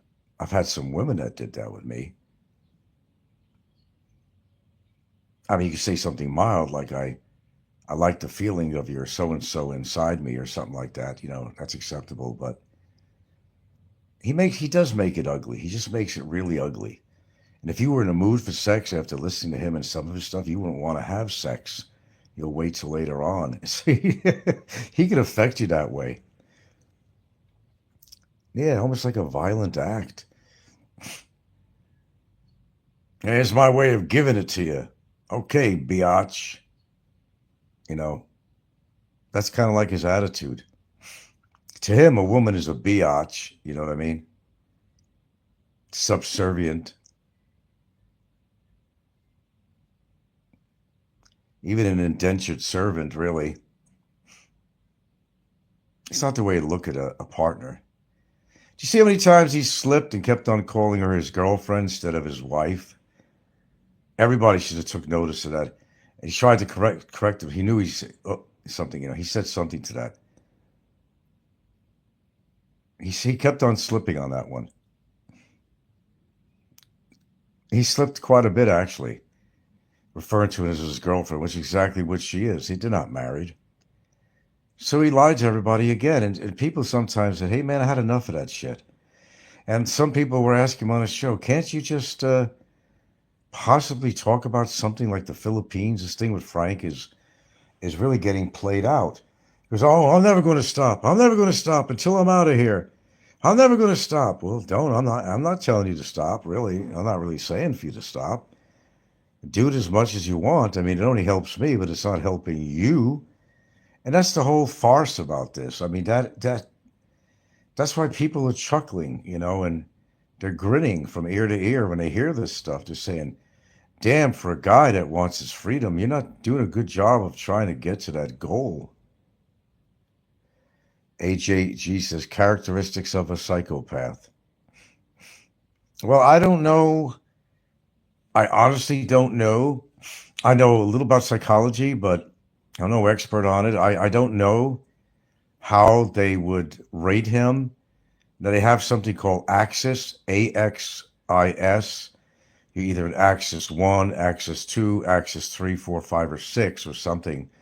You have to look it up. When it comes to psychology, what does Axis refer to? You may want in your own time look that up. And they'll define you on this axis. And he probably fits in a number of categories. Because, yes, this is what he displays. Okay, look, if you were like not familiar with him, and you never heard his live streams before, and you're just some transient that came in there on his shows and had to listen to his tirades, that's exactly what they would think about him. What loony bin did this guy escape from? HAG says, do a Google search of characteristics of a psychopath. I'll have to do that sometime and read it online. No, I mean, he could use this against me or whatever, but as I said, it's by his own demonstration. He does fit the characteristics if you really think about it. I mean, I know some of the characteristics. I don't know all of them, but he does fit some of the characteristics of that.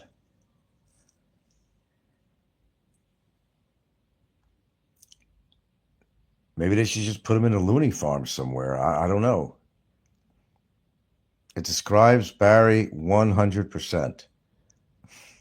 No, it could very well be. I don't know that for sure. I know that he's borderline something and over the border on some things.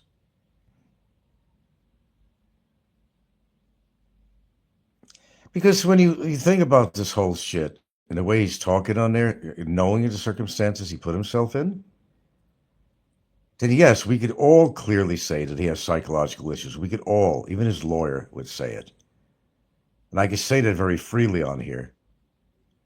He does have psychological issues. There's no doubt about it. It's his own display. Even a lawyer cannot argue that point. Right, lack of empathy, HAG says. He doesn't. He doesn't wish people well. But just imagine being in a permanent relationship with him. And that's, it's why I talk about this. I don't care who he gets together with or vice versa. I just, I'm thinking ahead. And I'm saying to myself, this poor girl, if he had a way of getting out and he moved in with it, I mean, I just don't see anything good coming out of this. I'm just being honest. Right, impulsivity, manipulation, lack of empathy. Yeah, that does define him. You could be totally correct on your little diagnosis. He has none of the above. But you also have to understand, person that's in that position of what you describe, they don't understand it. They don't see themselves as being such, okay? They're in total denial. I mean, I think they know when they're doing something wrong, but they don't want to admit it to themselves because they don't want to give in to a situation. They refuse to give in. They refuse to tell the truth. They refuse to, allow people to speak their mind, and that's why he cuts people off, because he doesn't want to hear anything bad about himself. That's why he cuts off all his viewers that come on there on his show, on his own show, his own live stream, and just trying to tell him something that, man, you got to stop this, or you're really out of line, dude. Well, why are you doing this stuff? And, and when people recognize what he's doing and they talk about it, he just has them blocked or on timeout or something. Shallow emotions, grandiosity, antisocial behavior. Yeah, you seem to be hitting the list of all of them. You may be right. Poor judgment. Wow, you listening, Barry? You have all of the above.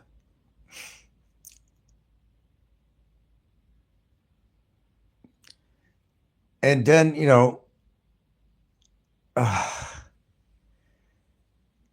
when you hear his voice is it's not like he's talking slowly like me. He's going like 60 miles per hour, which means he's absolutely frustrated with himself, probably, and of course, frustrated with his situation. Anthony says, other characteristics, pathological lying. There you go. That's true. Poor self control. That's true. Promiscuous sexual behavior. That's true. Juvenile delinquency. That would probably be true. And criminal versatility. I think you guys are hitting the nail on the head. Are you listening to this, Barry? Does that apply to you? Make a checklist. If so, you are what he describes. And Matt, and I'll tell you what, that'll take a toll on a person, mentally, emotionally, and physiologically. And he's not the healthiest person, and he's gained weight. He's not going to lose that weight. Oh, I lost 5 pounds or something. Well, I don't know how he's going to lose any poundage because eating McDonald's double burger with cheese and French fries and all that kind of shit, chips and all that stuff. I mean, he's counteracting on his goal. I mean, he wants to lose weight. He realizes he's obese, but you know, what exercise could he do? He says he has a bad back. So what is he doing? Oh, I walk around the building a few times. That ain't enough. Did you know that you'd have to, Einstein, to burn off the calories from one candy bar, you'd have to walk or run 7 miles. I knew this for like 40 years. You'd have to run 7 miles, quite a distance actually, to burn off the calories of a good solid candy bar, a regular size candy bar. Yeah, it's true. AGG says normal people recognize something is wrong with him and eventually abandon him. That's why he can't keep a relationship, and he never was able to, and he never will. This is going to be one of the loneliest men on the planet. You know, I mean, look at Ricky. Ricky's 10 years older than him. He's like around 60 now, right? Um, that's a lonely man. And lately, he's discovering that even with his so-called pocket of money, he's finding it hard to get one of his rented dates. His personality precedes him. I mean, he comes off as being kind of psychopathic himself, really, when you think about it. AGG says the story of his life. Barry says so himself. Everybody has turned their backs. Yes, I heard him say that too. Well, Barry, you got to ask yourself, why has people turned their backs on you? Sit down alone in your cell and think about why people are turning their back. Because of your chronic lying. That's one example.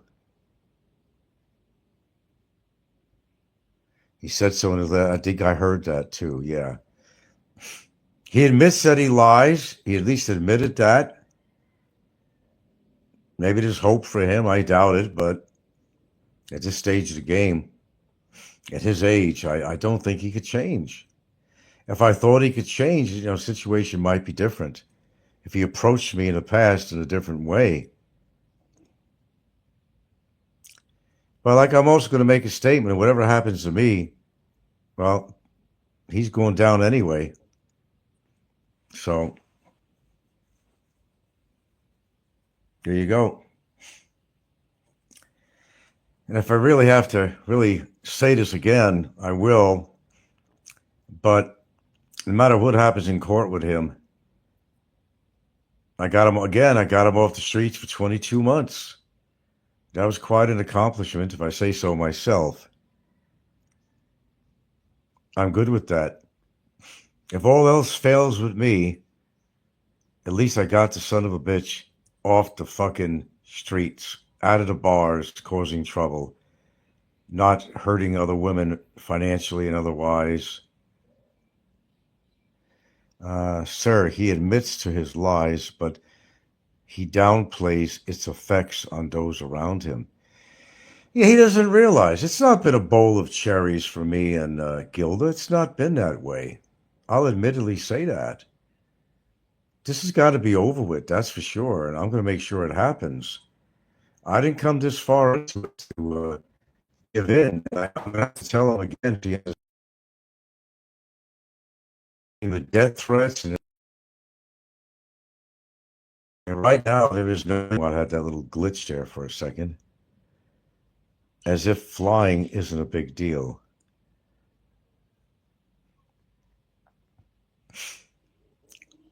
When you're nice to somebody, chances are you can get your way. But when you're doing exactly the opposite, you're repelling people. So he's wondering why people are avoiding him now. He's wondering why they're not donating. He's wondering why people are abandoning him. It's because of what he does. I know you made that statement. Yeah, he admits to. Oh yeah, well yeah, he downplays the effects it has on those around him when he comes on a show. A showcase says it shows a lack of character. Oh, he's a character, all right, but not the kind of character you want to think. He's quite a character, that's for sure. But his character in general is pretty obvious that he's very bitter with himself. He's bitter with the world, everything around him, and he may break someday because he admits himself that he does get verbal with his girlfriend when he's upset about it. He'll say something, but what everybody's going to worry about is that his mood, and if there's a possibility he's ever going to strike his girlfriend. you know it's quite possible, and we've seen some excerpts of videos on here before and how he could be, and he admit that you know his wife pushed him to the point that he attacked her neck or something. He hit her in the back of the head, or hit her in the head is what he did. That's what he said anyway. And he did go to jail for 6 months. So with that in mind, yes, he's not going to get, he's not going to, he has derogatory records which carry through here to the Philippines. You think they don't have that information? I'm sure they do. And right now, immigration, and I did a story on here, I mentioned it briefly anyway, that they're really cracking down on foreigners now. They're going to go through a fine-tooth comb if they had any criminal records from the country they came from. Stefan says if he ever does get deported, he would never make it back to the. Never make it back to. Well, yeah, it's according to what happens with the court case. Yeah, true. I don't know. He thinks it's a slam dunk or something. I don't know. Even with his girlfriend's complaint, it's not a slam dunk yet. And he's saying that no. He shows this piece of paper and that came from, I think, 2019, what he was reading, but it was based on that. But he was reading this charge sheet, whatever it was on there, last night.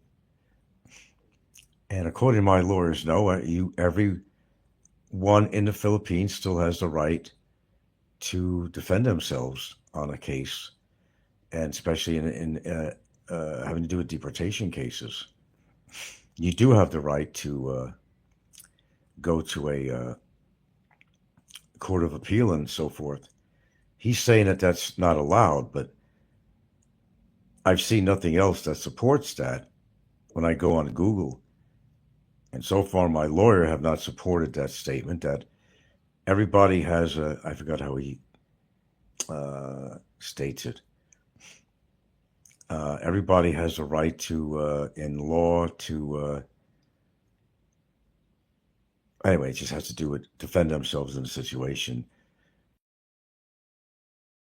or even immigration.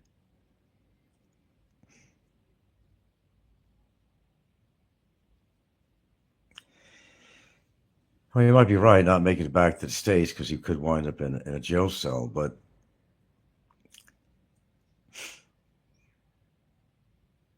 I mean, what really gets me is he keeps on saying his girlfriend's done nothing. Is he forgetting that she's got a complaint against me to try to deport me? She's done nothing? Are you serious? There's some serious shit going on here, bro. Let me tell you, some serious shit going down the pike. As I said, I'll fight that tooth and nail. If I could turn this thing around, I will, but then it's going to get more intense for him and her. That's not a threat, that's a promise. I speak straight out. I don't have to make threats. I know better not to make any threats. Although he's claimed I threatened her, I don't know how. I don't know when I've ever threatened her. According to him, it's even physical. How do you physically threaten somebody that you never even met? Figure that one out. Because I can't. He's still with this shit. You called her a whore and a prostitute and all this shit. When? And when I did ask him to show proof, all he came up with is where I made a statement that had to do with conjugal visits. And that's not an illegal statement. I'm sure a lot of these jails have conjugal visits. I don't know if they do in detention. Perhaps they do, but they do it in prison. But generally, if you're married, now, if you're not married, there is something in there that might say that you can't have conjugal visits. Otherwise, it's like almost like prostitution going on to allow somebody to come in your cell and have sex with you. That's the way the law, I believe, looks at it. I'm not saying that's how I look at it. I'm saying that's how the law looks at it. If she was indeed his wife, then she would be guaranteed conjugal visits. I guess he has to use his hand a lot in the interim.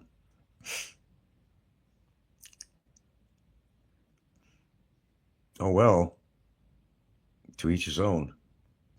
You got to do what you got to do sometimes. Oh, I heard another story lately, not about him, but I don't always remember all the shows I come into. But a guy was saying he gave his horror story where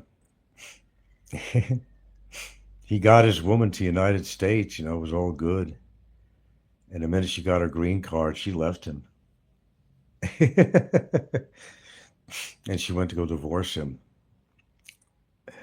Oh, guys, you got to know what you're getting into. Yeah, I could have done uh, the whatchamacallit, as they like to say it, the other stage of getting, out of a marriage situation, annulment,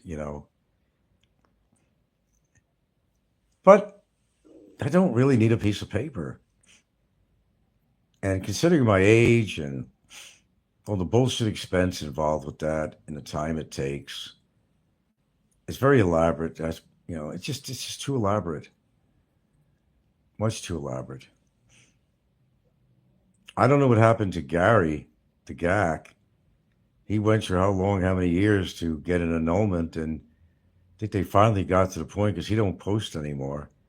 He finally got to the point where I believe he was approved, for the annulment,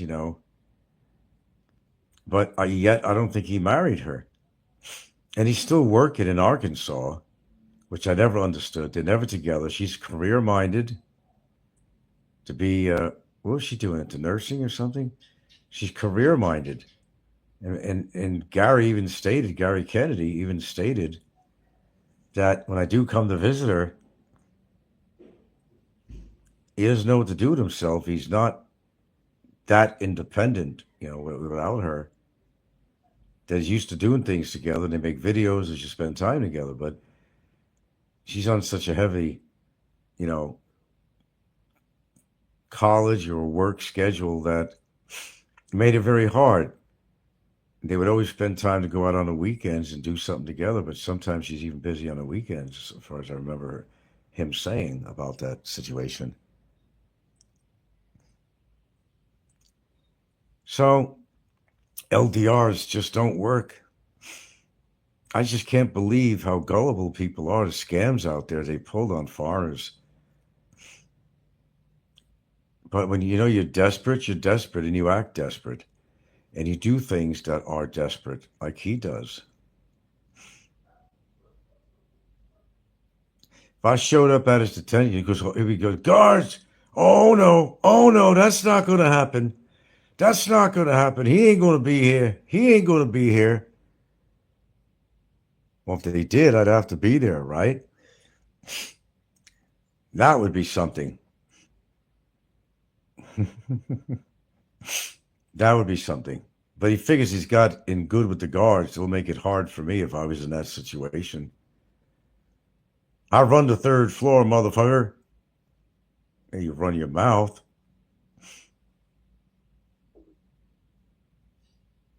Okay, guys, I gotta go. I gotta shower. I gotta feed the dogs. Got things to do. Oh, what was that one statement I thought was so incredible of him? I got better things to do with my time than to talk about him, but that's all you do is talk about me. But what are these better things he has to do with his time in a jail cell? That's the answer I like to hear. But then again, he's not lying. Believe it or not, he has his Xbox, got his phone. He can look at movies. Who has it better than him? Well, I do, but oh man, did he attack Ricky? He was attacking everybody last night. You could tell his level of frustration was through the roof. Through the roof. Okay, Robert, your turn.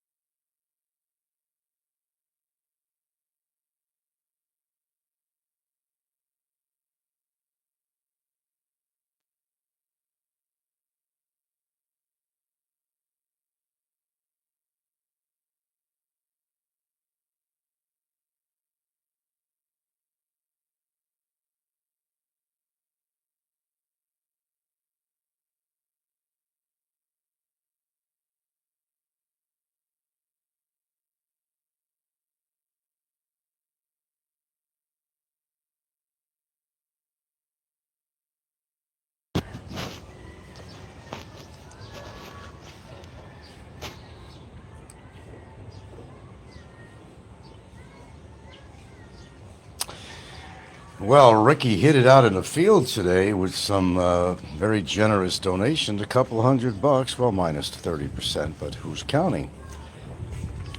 And Barry just lost it, man.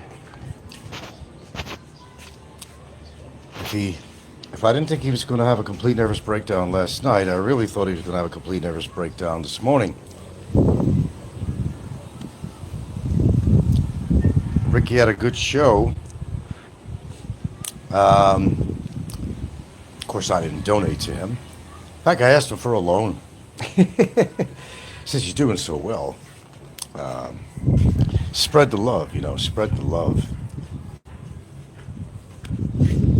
But, man, Frisbee lost it, man. Well, he came on with fire and fury. Rage against the machine. And the machine being, well, today certainly it was Ricky. And the donations kept on coming in and coming in. Somebody must be live or something, or it's about that time, I don't know. I thought he lost it again. But he was fire and fury with Ricky making that money. I guess there's more brisket for Ricky tonight. More brisket.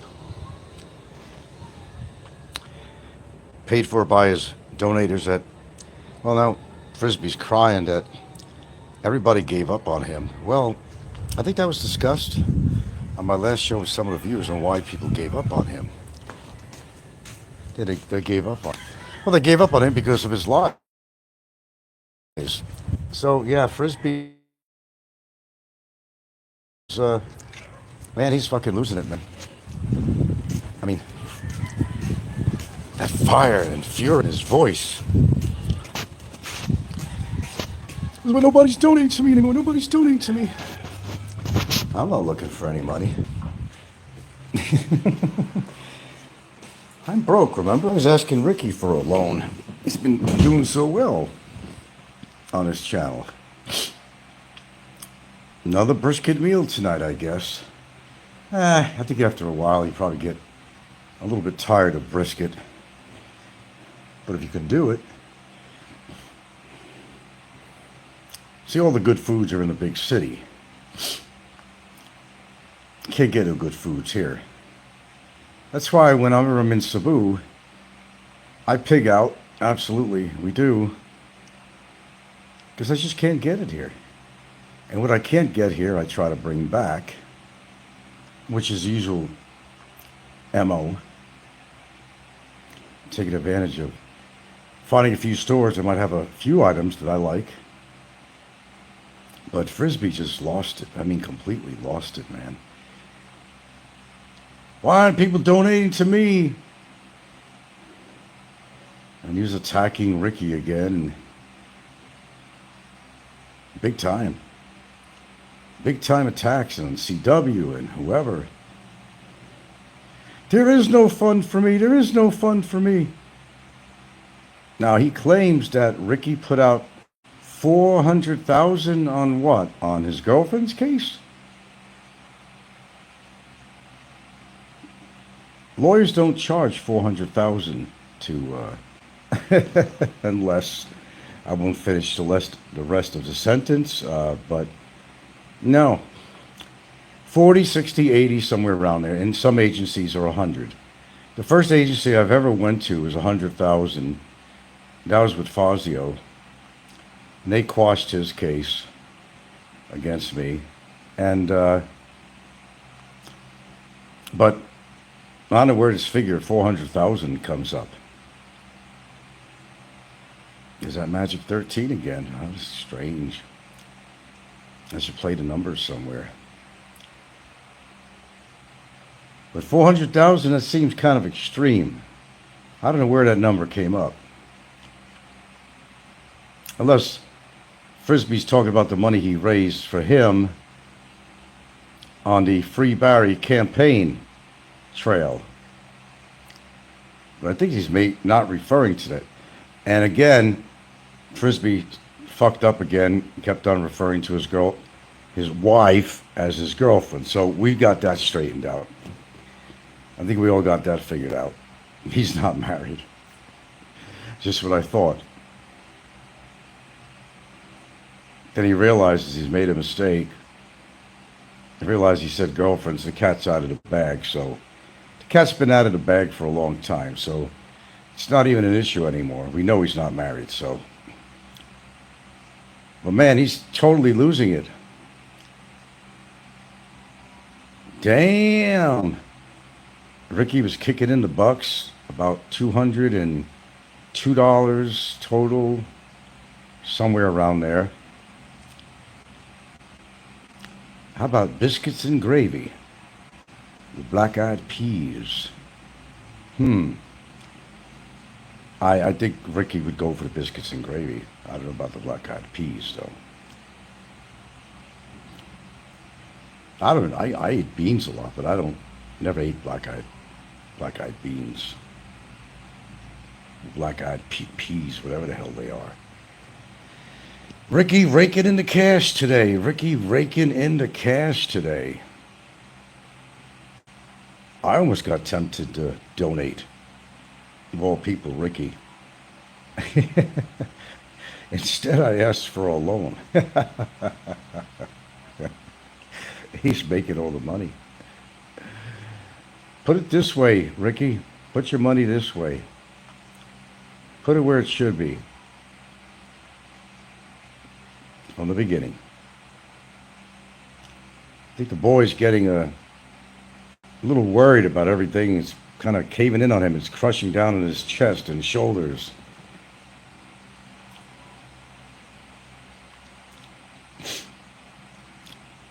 Ricky had a number of viewers on there.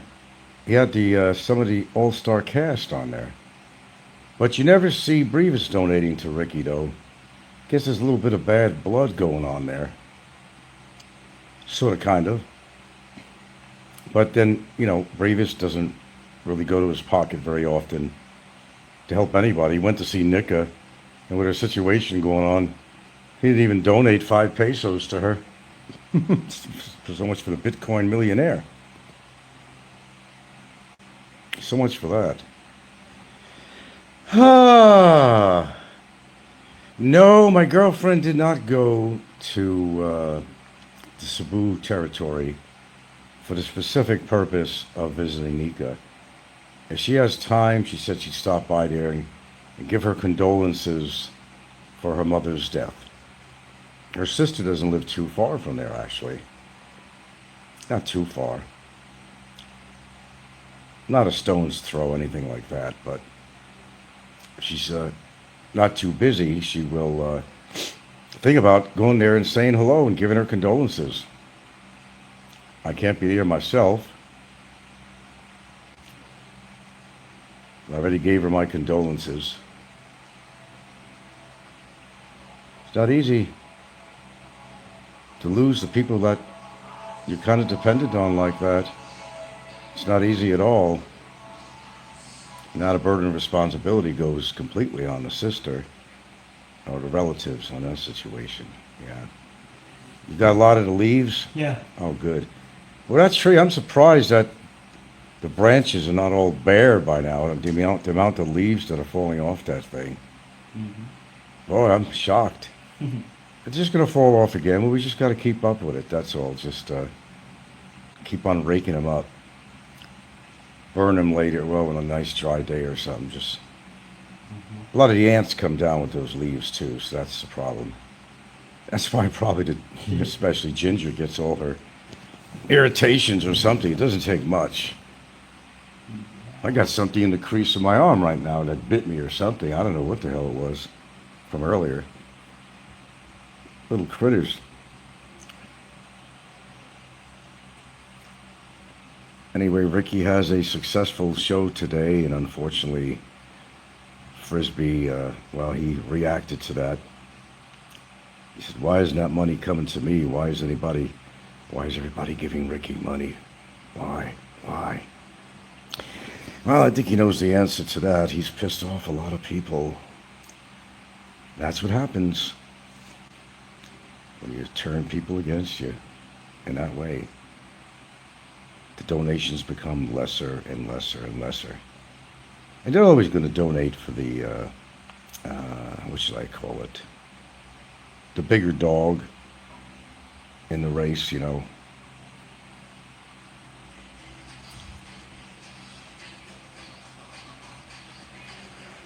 I gotta think what else I gotta do here. Oh, gosh. Hope the day dries up a bit. I got some laundry I gotta hang up. Yep, still gotta do the work. I still have responsibilities around here. Don't lay around in a chair all day, I'll guarantee you that. Not these days. Put that fan on. I don't really need an AC today. Not in here. Well, you guys have been quiet lately. What the hell is going on, brothers? Brothers and sisters? You've been awfully quiet. We got 17 people watching. That's not, including myself, it's 18.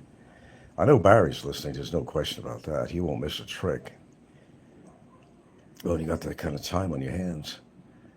What choice do you have, really? Like I said, he's lucky he's got his cell phone so far, but there's no guarantee on that in the near future. Time will tell. Then what is he going to do? I understand about the cell phone. It's communication with the world. You could look stuff up. You could see movies on there. You could do all kinds of tricks. You could occupy your time in space, talking to another human out there when you're in such a situation. That's understandable. I don't feel sorry for the guy. There's no fucking reason. He still says, "What am I doing here? I didn't do nothing. I'm an overstayer." He keeps on forgetting about his case. He doesn't talk about that too often. Claims he has a new lawyer, but where's the cooperation? No action. No communication with my lawyer. Nothing. Zero communication. No motions filed. Nothing. So what is this lawyer doing for him anyway? The lawyer already knows he pleaded guilty, so I don't know. What's the purpose? Well, look, wherever he gets his money, well, it's probably appointed public attorney, because he's not going to put out his Social Security money toward a lawyer. He expects somebody else to pay it like everything else. I got no money. Well, go in your bank account. Grab some of your Social Security money out. He sure as hell didn't pay a lawyer out of his pocket. It's probably a public attorney, more than likely.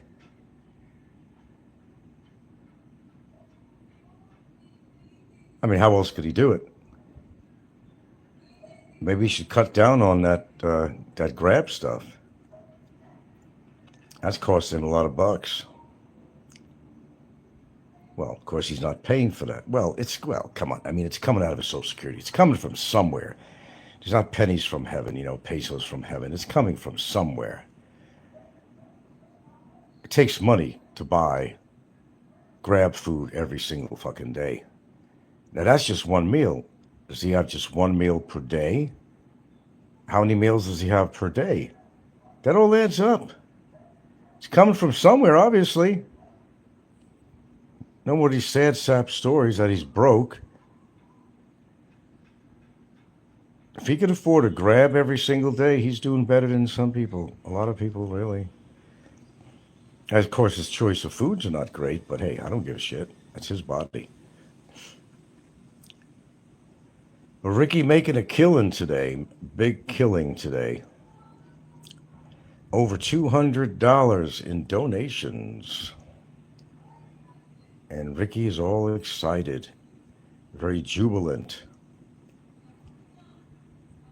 Said a few things about Barry, I guess. And Barry got on his show a couple of hours ago, and I just discovered. And man, he was at it with Ricky, man. With everybody. That's why he's not getting donations. He's yelling at all his viewers. It ain't about the money. Of course it's about the money. He goes, I'm a vlogger. No, you're not a vlogger. You're not a vlogger. You don't know what a vlogger is.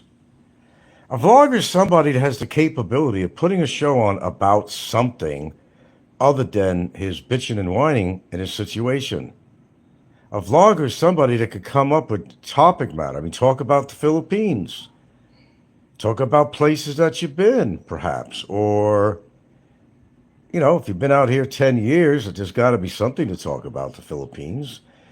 Talk a little philosophy, although that's kind of hard for him on his educational level to philosophize, as I like to call it.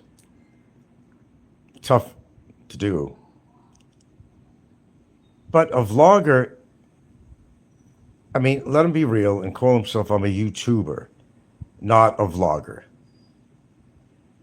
That really puts to shame the name vlogger. A vlogger is something you earn the credit that you have the capability of talking about all kinds of different topics have the ability to carry a show without reading something, who could ad lib stuff without even thinking about it. You could ad lib something just like that. I do that. I do that all the time. I don't need any particular topic matter, man. I can segue into something. I could do 10 different topics on one show. One show, and I've done it. Human nature, music field, science fiction, movies, the environment. I mean, that's a vlogger who has the ability to talk about something other than what's been going on and his unhappiness of his situation. They've heard it. They've heard it so many times they don't want to hear it anymore, Frisbee. They don't want to hear it anymore. They're burnt out. You lost supporters because you lied so much. And that's what happens when you lie as often as you do. They gave up on you. The very people that have helped you in the past, you turned them against you. You yell and call names to people on here that have historically donated to your channel. That's not the way you treat people who've tried to help you out with some cash. Hell no, you kiss their asses. That's what you need to do. You kiss their asses. Whether lily white or brown, you kiss their asses. The people that go out of their way who have donated to you. That includes CW and all kinds of people. You'd be grateful that they gave you donations. You don't attack these people because they're saying something that you don't want to hear. Well, they have the right to voice their opinion too. You don't want to allow them to do so. Why? You're afraid of hearing the truth about yourself? The truth is hurting you. So be it. The truth shall set you free. But unfortunately, in your case, there is no truth. Ricky raking in the bucks today, man. Big time. Over $200. Even minus the 30%. Still, I mean, hey, that'll keep him in briskets for a while. That sound good, a brisket sandwich there? Actually, not unless it was, well, the only brisket I like is corned beef brisket. I used to get over in the States. I can make sandwiches out of that and just, go crazy with it, man. I could have it with cabbage and potatoes. I can make sandwiches out of it. You name it. Corned beef brisket, though, you know. I don't know what the hell it is they sell here. They call it brisket. I'm not even sure what part of the goddamn cow the brisket comes from, really. I know real corned beef brisket tastes good. Not the shit they got out here, but unless it's imported, of course, should be okay. Guess you gotta go. You gotta know the restaurants or where to go to get this. Actually, you don't know what you're eating half the time. You get it from Grab or something. They'll call it brisket, but you don't know. It could be fucking cat food for all you know. You wouldn't know the difference. And most people don't know because they're eating food that they think is real beef. Perhaps maybe I've even eaten something like that too. And you get used to the taste and think, yeah, that's beef, or local beef. I have no idea when we buy beef or something, or ground beef, or I have no idea what's in it. Probably a lot of shit in there. That's why I kind of go easy on that stuff. But a little bit of advice, Barry, not that I care, but seriously, dude, you're going to have a complete mental breakdown.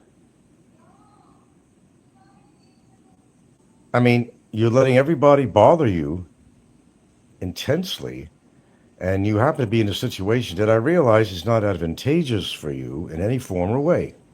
I get it. I've said that many times. But why make your situation worse and get into arguments with all your viewers? And especially the ones that have historically have donated to you.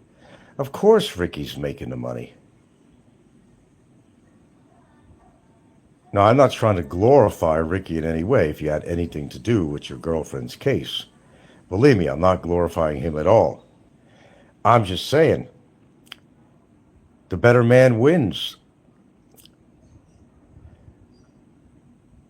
Well, at least when Ricky attacks people, he has a little bit more finesse and explanation behind his attacks. You don't. You just blatantly come out there and attack me and everybody else. You're allowing Ricky to ruin your day, is what you're doing, and your life. You're pressured right now.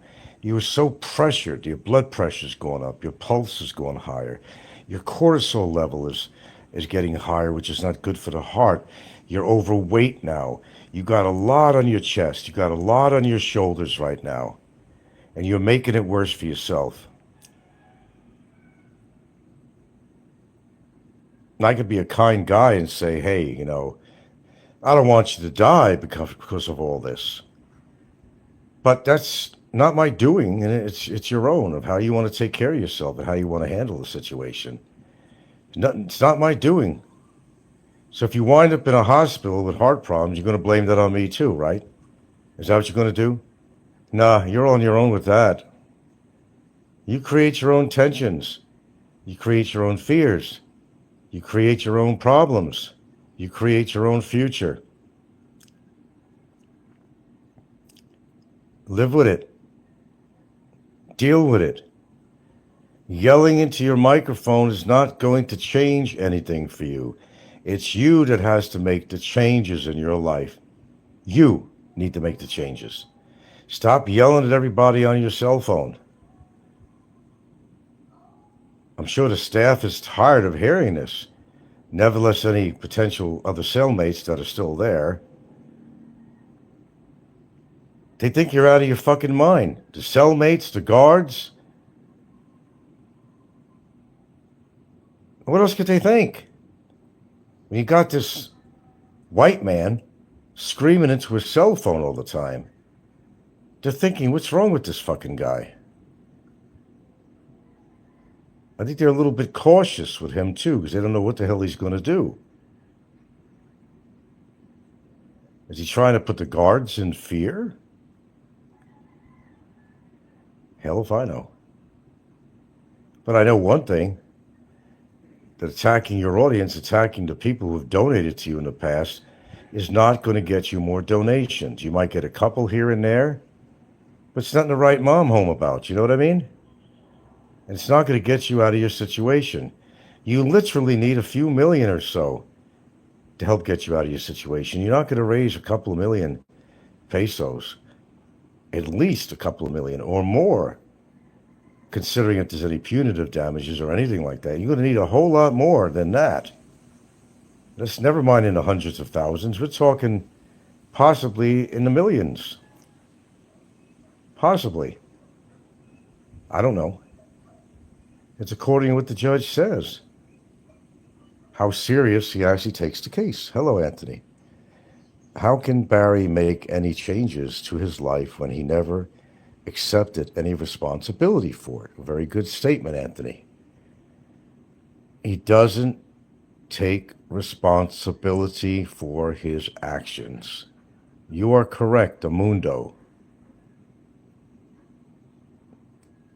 If you don't take responsibility for your actions, then there's never going to be anything settled. There's never going to be anything to look forward to, except more incarceration, either where he is or in a prison cell. He knows he got his girlfriend involved with this. I don't think anybody disagrees with me. And you all heard his recording that he said it and he denies it. I coerced my girlfriend into putting a report to get him thrown out of the fucking Philippines. That's exact words. Pretty close to it. How can he deny that? How can he deny that? Now, if the immigration people don't see that, if they don't understand the connection with this, then I don't know what to say. Unless, well, I'm not going to complete this sentence. Just you do the guesswork. Because if they can't put a connection between him and his girlfriend on this matter, then, I don't know, somebody got a free lunch somewhere, you know?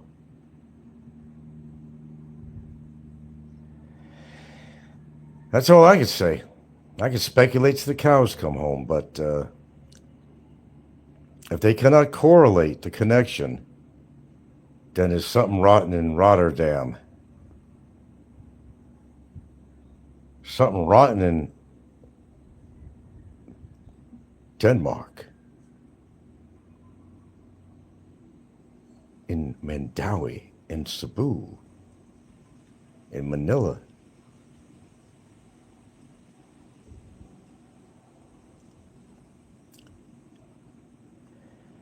Okay.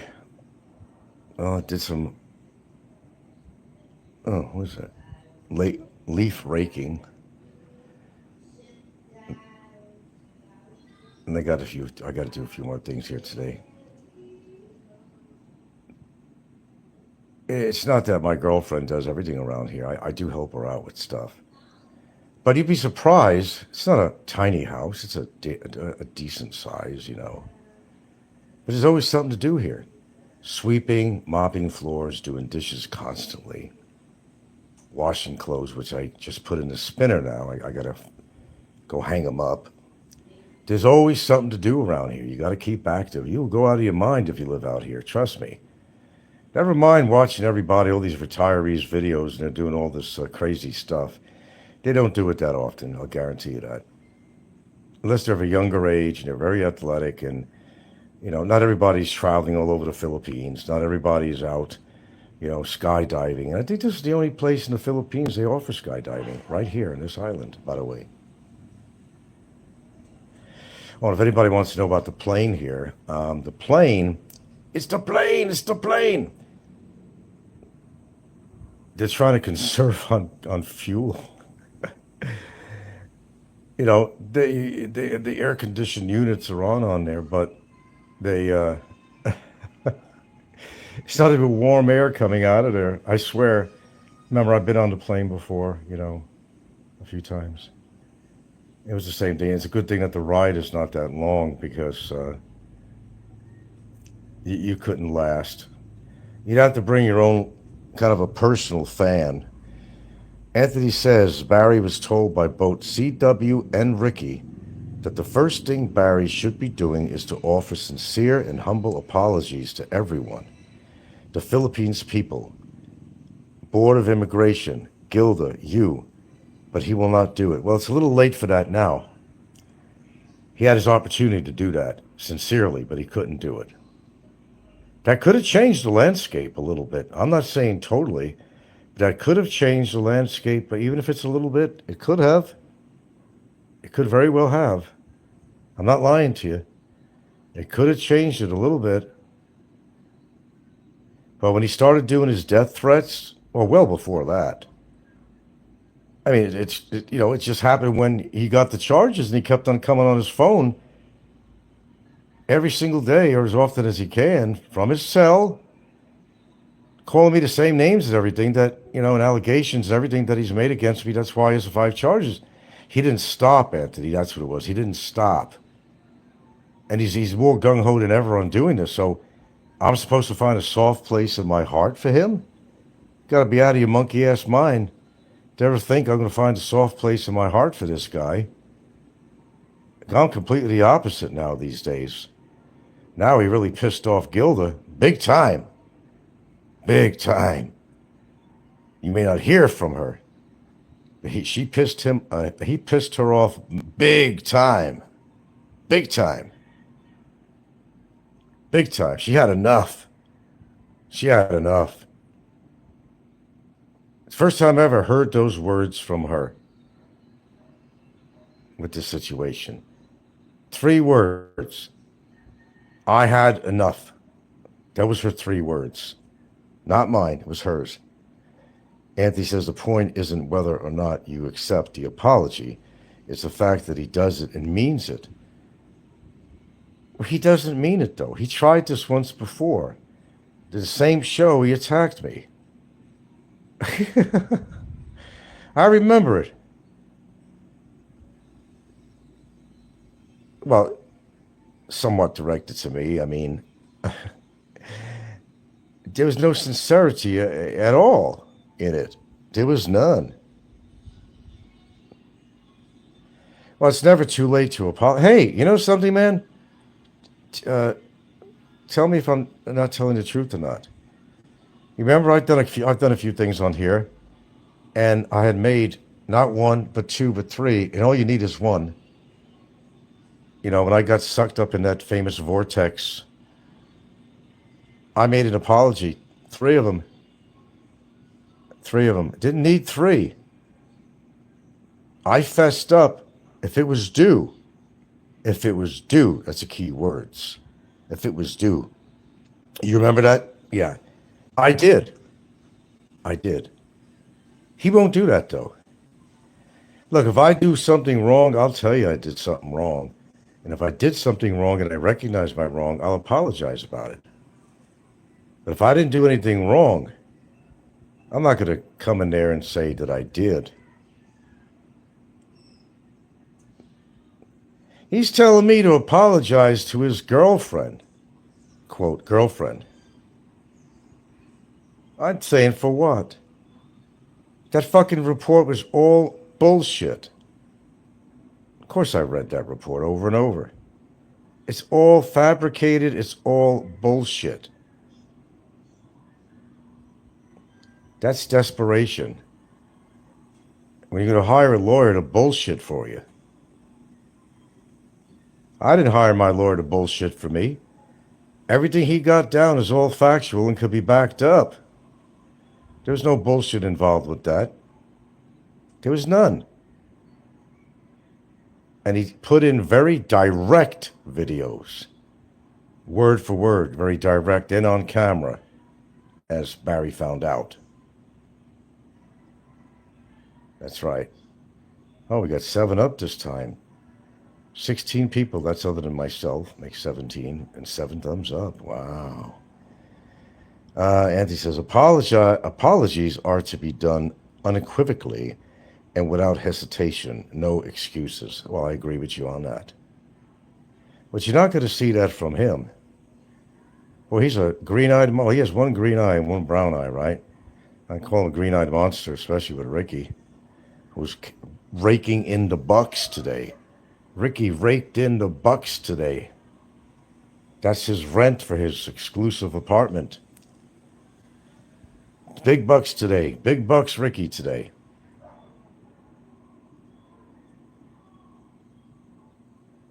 And Barry couldn't handle it. He goes, I'm not on here looking for money. I don't care about the money. That's all he ever cares about. He's upset that people are making money and he's not. It's killing him, literally, not figuratively. Ain't about the money. Oh, I'm a vlogger. I come on here to vlog. Well, as I just said earlier, he's not a vlogger. He doesn't understand the definition of a vlogger. He's a YouTuber. He's not a vlogger. There's a big difference. You got to be able to have topic matter that goes beyond the woes and cries and differences that you have with other people on YouTube. You could talk about rock legends. There's so many things to talk about. If you had the brains to be able to talk about such stuff.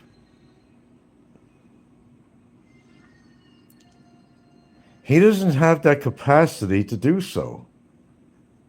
He figures, well, my only purpose to come on is to talk about Frank and knock him and knock anybody else who gets in his way.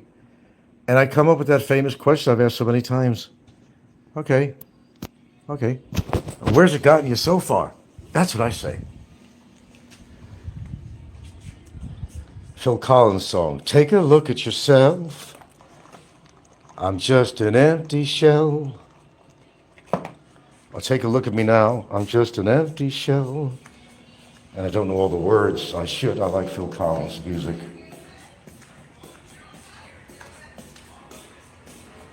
He's an empty shell. And he made himself an empty shell. That's what he did. I got to check on the laundry here. If there's a cutoff, you'll understand why for a second or two.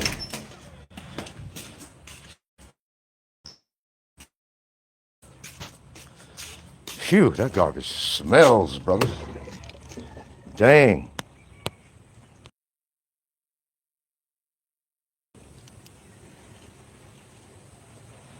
All right, so where do we end this shit? I mean, I'm being serious. Where do we end this shit? Because he can't end it.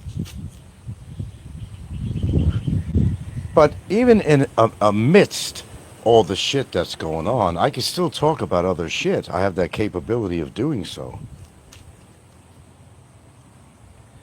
And he doesn't have the ability to do that.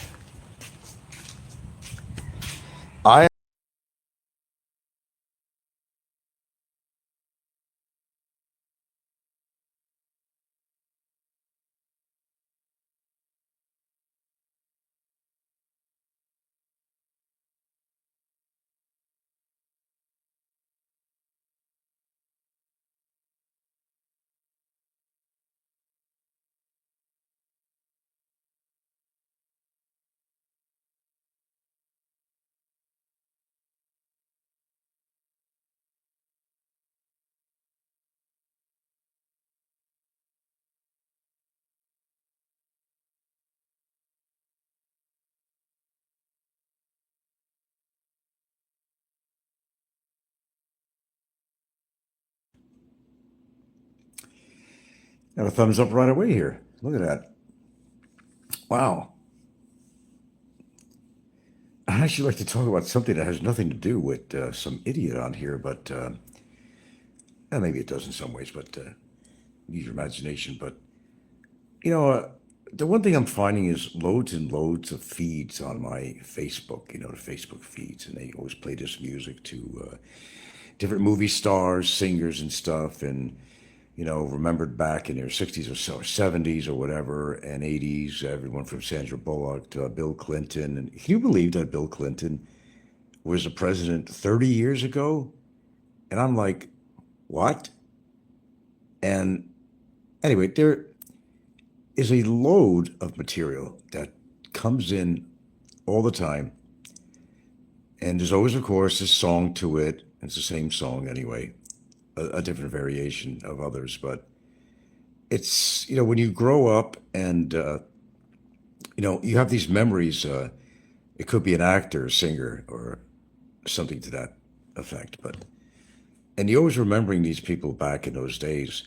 And then, it almost seems unfair that some people just don't age as good as others. I mean, horrifying cases of aging.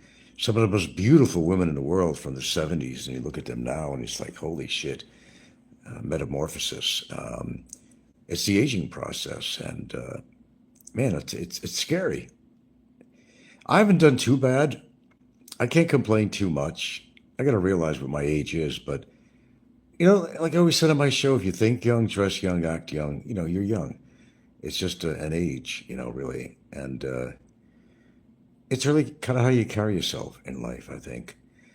But it's so horrifying to see what nature does to people. And I see these. How many feeds did I just see just getting on the phone within this past 10 minutes?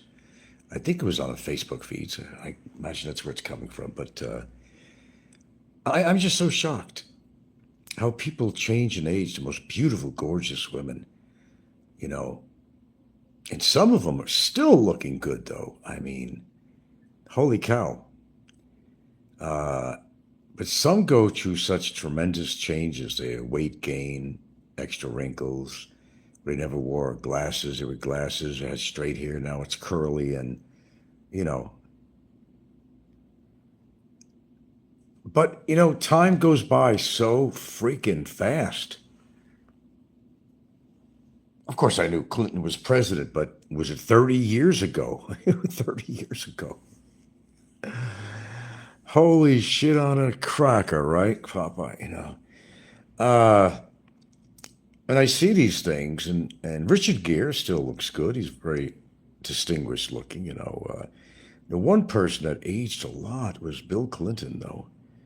I mean, there's a lot of people I could mention on here. There's just too many things I've looked at, and I can't really recall all of them. Sandra Bullock is kind of holding out. Oh, yeah, Molly Ringwald. I always liked Molly Ringwald. She had those lips. Yeah, she's got a more puffed out face now, and what who used to do pretty good. Marianne from Gilligan's Island. She died, unfortunately, during the COVID. And she lived very simply, actually. She was always a sweetheart. She's always a darling, you know. Well, Sally Fields, actually, actually, I'm referring to Sally Fields, actually. Pardon me. I'm getting mixed up here. Sally Fields did very well, actually. Sally Fields didn't do bad. I was looking at, God, it was these 4 or 5 that came up, one after the other. And again, the music, they're always using the same music. And I get kind of shocked when I see this. And sometimes you say to yourself, it's so goddamn unfair. I mean, sure, we'd all like to look like, we looked like when we were 25 years old, right? Well, of course, that's never going to happen.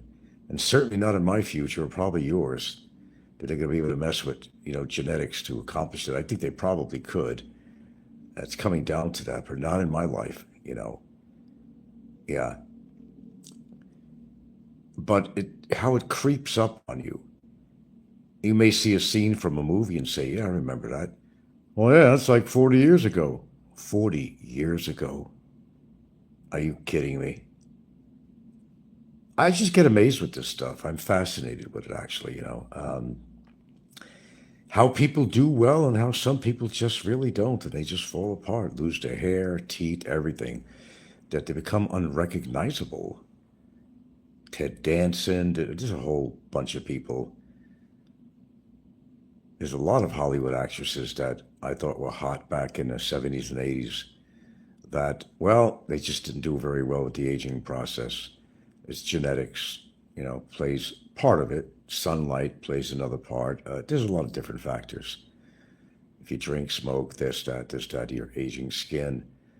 Um, there is no cure for aging, that's for sure. You give it a chance at life and you try to make the best out of your life. And you stop getting into trouble, because I've said it in so many shows that life is precious and why waste it? And I still say that. Why waste it? I don't care if you come on YouTube or not, but I think everyone needs to not make that their total focus in life. If you got a partner, make that your focus. Try to find a good balance between your time on social media and even if you're just texting people, you know, try to think back when they never had cell phones and, you know, you weren't texting anybody. You were in person, in their face, talking to them and person to person hardly exists anymore. Everybody's socialization is on social media. And that's how our society is degenerating, actually. There's no physical contact a lot. People are not socializing one to one. Anyway, I'm not going to make a long show. I was just kind of astonished. I've been looking at these little reels, if you want to call them that. And it's fascinating to look at and they showed how some people aged through the years, whether it was clips from their movies or whatever, publicity shots or something. But it just absolutely amazes me. Somebody who's young and virile and active and, looks really healthy and, vigorous. And then you look at him how many years later and say, I can't be the same person. Um, Now, I haven't seen Bill Clinton. I'm not using him as my main example, but, I haven't seen Bill Clinton for a while. And I seen him on some kind of interview on here, too. Um, couldn't believe that was him. His face kind of got fuller. Of course, the white hair, he's had that for a long time. But holy shit, the only way you knew it was Bill Clinton was his voice and his eyes. That's the only way you knew it was him. Everybody ages differently. Let's see. And lastly, our Star Trek friend. is actually going to be soon gone. I should call him Sir William, actually. He's got some definite health problems, and he's not far from reaching that point of no return.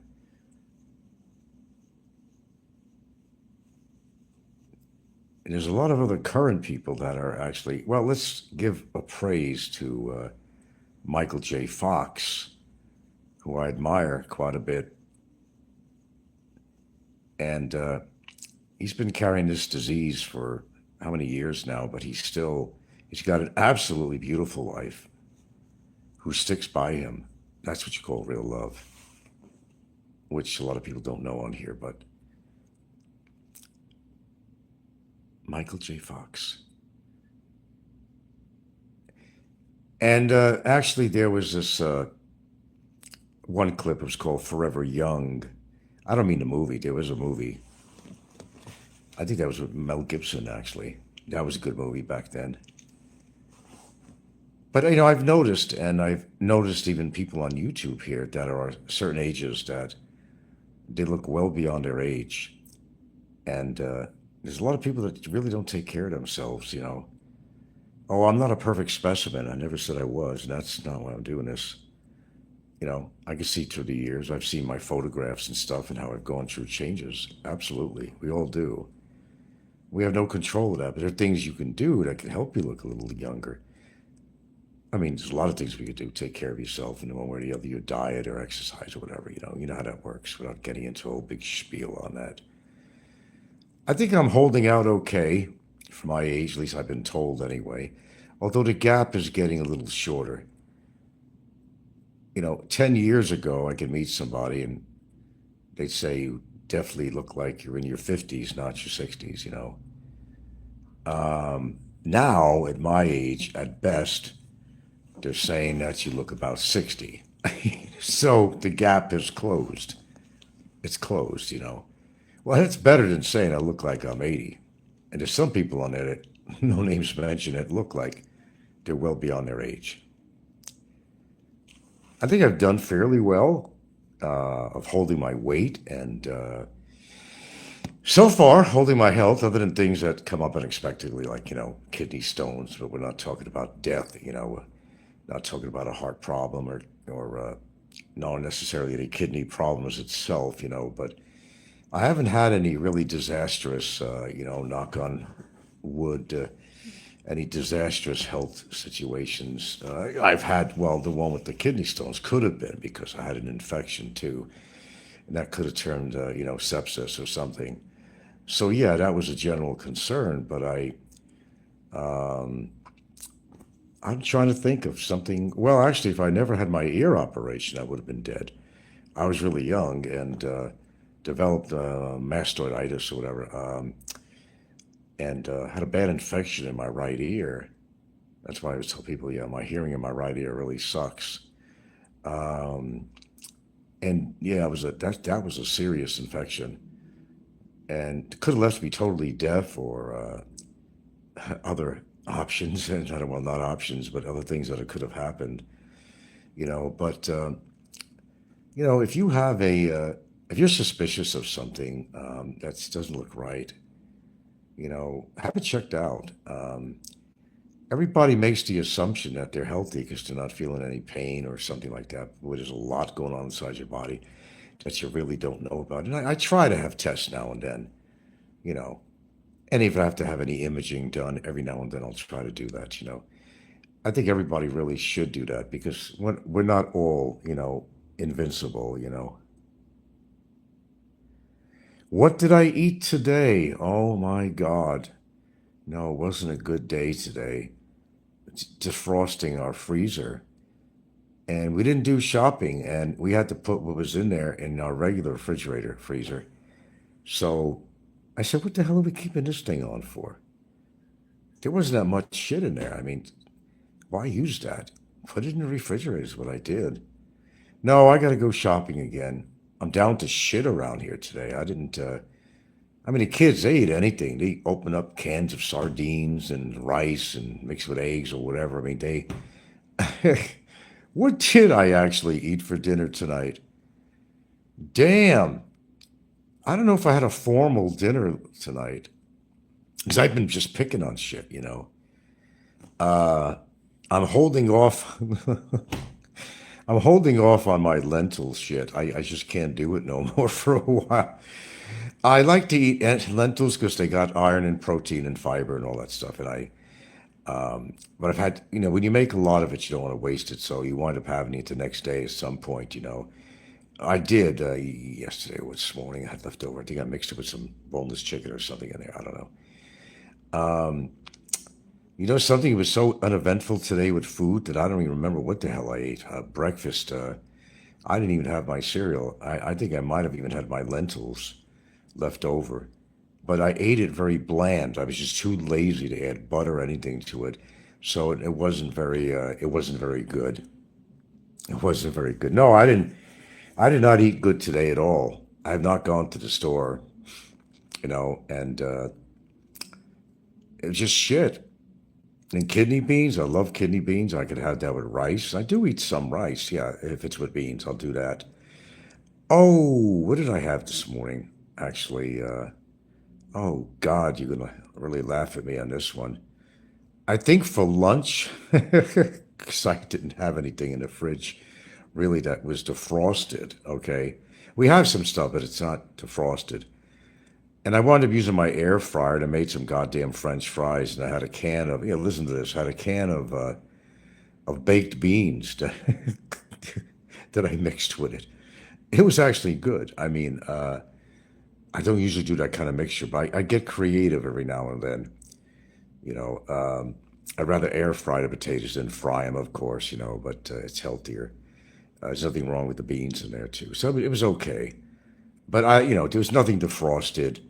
And there's nothing really that, you know, you go downtown. I didn't want to get a pizza because I like pizza too much, but it's really not that healthy. I don't mind having it every couple of weeks or something like that, but I'll eat the whole damn pizza. There's no question about that, you know. But yeah, Forever Young, I think I entitled the show that, I think. And not referring to the actual movie, which I think was with Mel Gibson a bunch of years ago. But that's the point. Sometimes when you haven't seen a famous person, okay, don't matter whether a musician, whatever they might be, movie actor, you haven't seen him for a while, then you see him modern day and you say, holy shit, is that the same person? I mean, it really almost seems unfair that we should age like this and why there should be so many physical changes on the external part of our body. Maybe understandably on the internal, the organs, but I think it's kind of a jip, you know, if you ask me. Everybody gone now? Yeah. Okay. Is that a girl interest of yours? Or? No. It's just close friends. Well, you should go for that, man. That one there, she looked like she was good looking. The next to me? Oh, well, I know she was sitting right here. Yeah, the girl next to me. Yeah, she looked like a good one for you. Yeah, she's pretty. Well, yeah, She's pretty. yeah. Well, I'll tell you, man. You know, go for the gusto, man. Don't let your brother beat you out. He's already been talking to a girl. She's alright again. Yeah. I have no problem Nah, with she's cute. You should go for that. That's my opinion, though. Okay, that. you know, don't let the good ones get away, kid. Yeah, Christian had some of his friends come over earlier. Yeah, very nice. He asked me permission and everything else. You know, my girlfriend visiting her mom, which just turned 89 too, while she's in the area. She had to visit her, and her mom hasn't seen her brother in a very long time, and he was there to visit her. She don't recognize him. She sometimes doesn't recognize everybody. That's another chip, you know, where people are losing their memories of their loved ones and stuff, you know, their own brother or something in front of them, they don't recognize them. I think the future is going to change if we have a future. The way things are going politically and everything, I don't know. But, you know, yeah, as far as what I ate today, it was nothing, you know, really tasteful today. I told you I'm ill supplied. I didn't go to the store. I didn't defrost anything. So, and what I did have left in the chest freezer was there wasn't a lot because I just haven't. And there's certain things I can't get here too. But we always have chicken. I mean, when do we not eat chicken? And she'll buy pork and stuff, but I don't really eat pork. Not really, like 99.99% of the time. What the hell do we have left? Some chicken tocino, which I do eat. It's a lean part of chicken.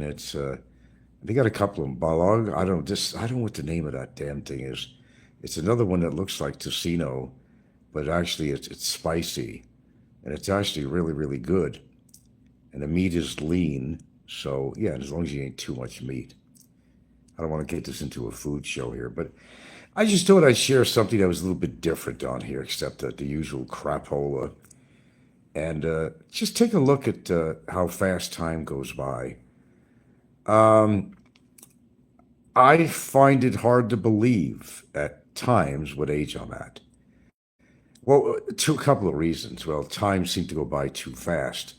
And also, I don't know, maybe I compare myself to other people around my own age. I seem to be more agile, more young minded. I try not to dress like an old fogey. And it is well known, like Popeye goes to bingo and stuff like that.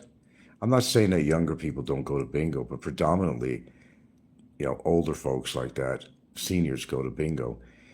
And it's a known fact, okay, that if you want to be intelligent, to be successful, you hang around with intelligent, successful people. If you want to be young, you want to keep hold of your youthfulness, then you don't dress like an old fogey man and you don't talk like an old fogey man. Okay? And you don't act like an old fogey man. You could still be that 25-year-old you once were. There's no reason you can't be that. I haven't really changed that much since I was in my 20s. Not really. I still have my own principles and beliefs, and I've always adhered to them. Um, I'm fairly agile for my age, I would say. Of course, I got, bone joint stuff, or rather discs things going on where you start losing space on your disc space and all that. But, other than that, I mean, everything's copacetic, but you just really never know. That's why I'm saying that, you got a loved one, tell him you love him, man. Just do something nice.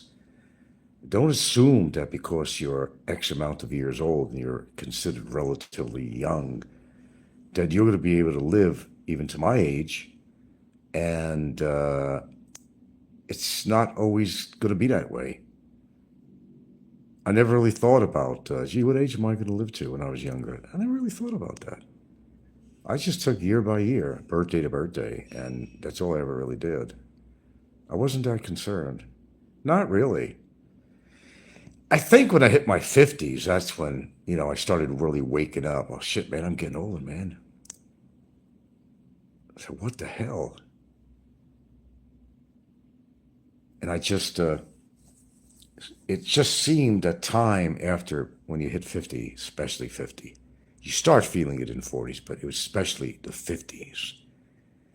That's when you start seeing time seemingly going by so fast. What it really isn't, but in your mind it is. Because there's some kind of crazy difference when you're a child.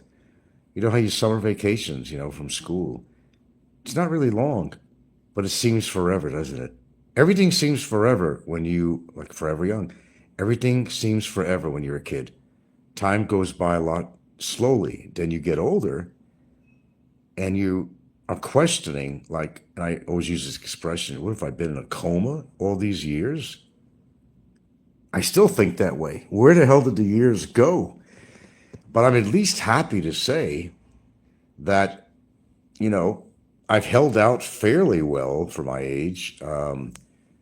If I had to do comparables to either people I've seen on YouTube or in the street, whatever. And I think to myself, I don't have to look old. I don't have to have silver or gray hair if I don't want. You know, I mean, if I was a bald head, I would definitely not wear a toupee. It looks too ridiculous, right, Ricky? It looks too ridiculous, you know. But, you know, uh, there's nothing wrong with kind of hiding some of the gray in your hair. Expose a little bit of it, but hide some of the gray. That's what I do. I don't want silver gray hair because that's not who I am. I've done okay. I mean, I wouldn't say great, but I think I've held out fairly good. As I've even looked back on people I used to know from high school, whatever, you know, maybe some old girlfriends or something, I might come across them from old pictures or more currently, say on a Facebook page or something, and oh, wonder how she's doing these days, you know. I'll look somebody up and holy shit, that can't be the same person.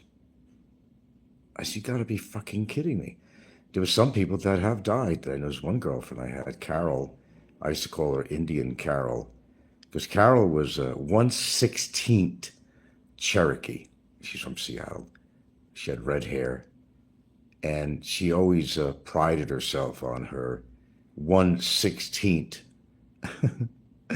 of being Cherokee, and she used to make jewelry and dream catchers and go to powwows and go to sweat tanks. I used to call her Indian Carol.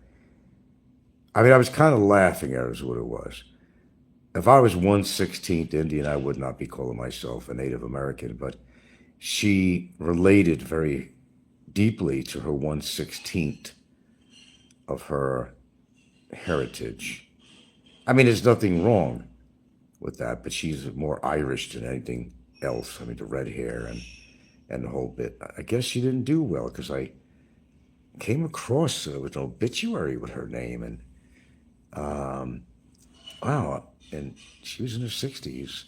She was always younger than me, but I don't remember how much years younger Carol was from me when I was kind of hanging out with her. Yeah, she had a smile and a tiny voice that would just blow you away. But she thought I saw things too much in black and white instead of shades of gray. She said, you're good for sex, Frank, but I could never be your boyfriend. I don't know to take that as a compliment or what, you know, because I had an interest in actually, you know, being more than her boy Friday, you know. She was nice. She was sweet. The tiniest voice you ever heard, but the smile that could light up a room, you know. But you know, sometimes things don't work out. Sometimes for the best, really. Slightly. Oh, Tom Cruise, come give me a break. Give me a break. I'll tell you what, who's doing very well as a male in the industry is actually Brad Pitt. I don't think Brad Pitt could ever look bad. There are some people that just can't look bad, you know. Brad Pitt, and there's a few others, but Brad Pitt is just one fortunate male, you know. He's got the good genetics, the good genes. You either got it or you don't, you know. Not everybody has wonderful chiseled features and, you know, but guess what? We're all related. Brad Pitt is my relative. Stop lying, Frank. No. Truth. Because recessive factor. Anyone with blue eyes, which is a lot more rare than brown eyes, especially green, but blue. It's the recessive factor, and everybody who has blue eyes is actually related to each other. I'm not shitting. It's truth. It's the truth. And if you have green eyes, which is even more rare than blue eyes, wow, that narrows it down. You could trace yourself back to possibly some very famous people or the history of their family. You just never know. I've never really traced back beyond my grandfather on my dad's side.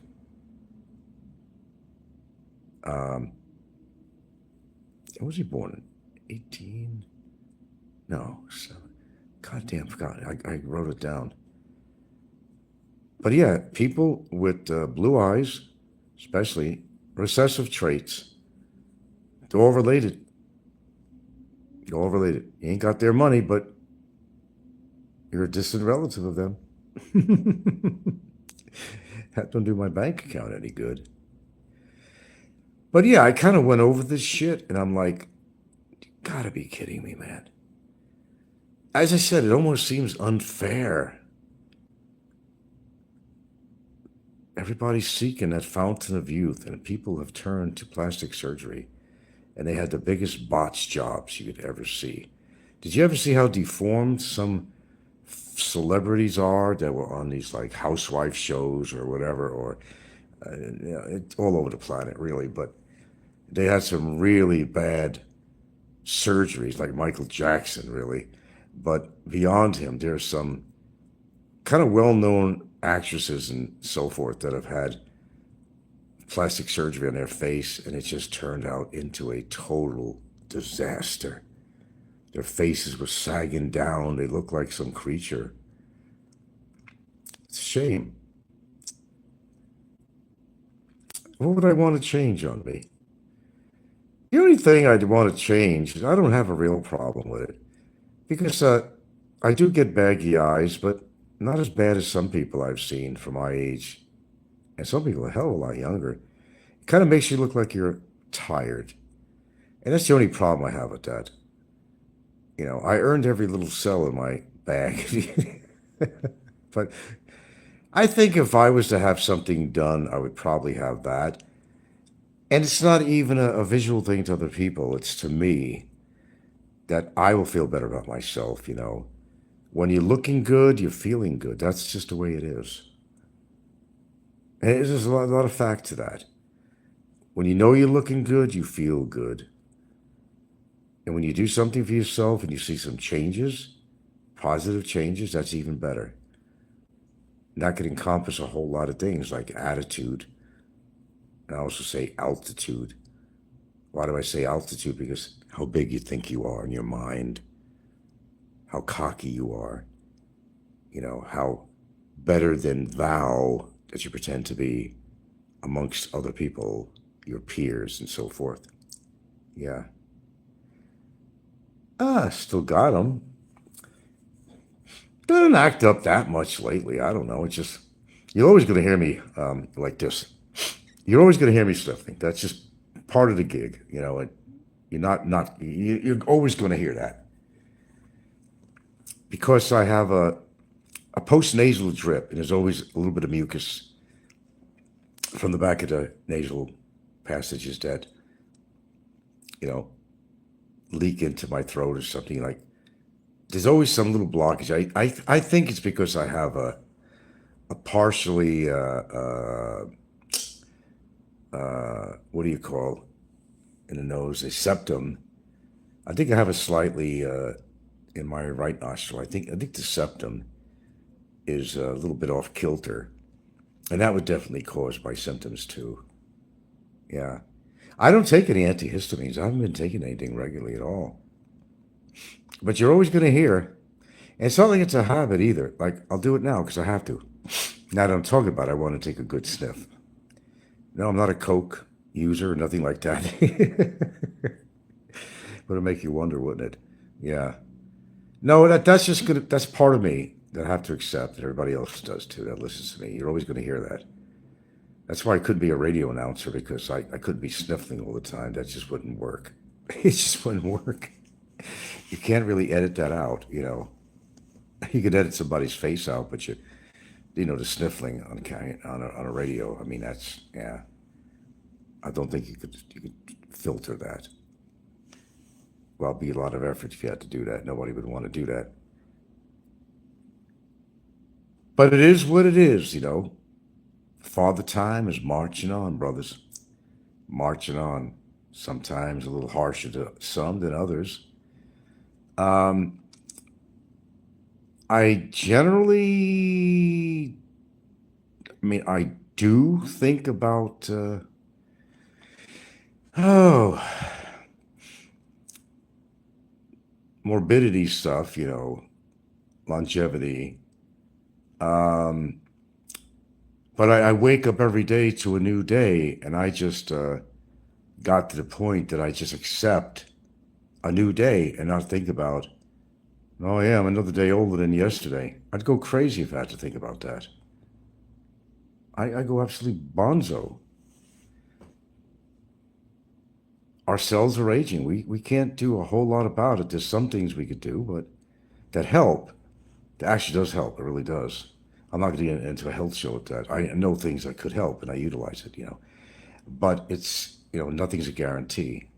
You can only look so good, and then Mother Nature takes over and does that bomb job on you that maybe you're not so happy about. But you have to accept yourself as to who you are, really, because you have to live with yourself, and nobody else has to live or do it with you if they don't want to.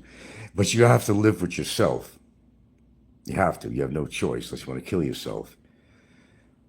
Generally, I don't have a problem with my appearance. I like to build up a little more. That's what I'm working on as far as my arms, my biceps anyway, and a little bit on the shoulders. I wouldn't mind that. Um, Legs, yes, legs. Yeah, definitely want to build more stronger legs because that's what's going to carry you into your future. After all, your legs are carrying you around, and you got to build up strong legs. I can't even tell you how important that is, or you will wind up in a wheelchair, or you won't be able to kneel down and get up. Shit, my brother was so tight and so arthritic. I don't know what was going on with him.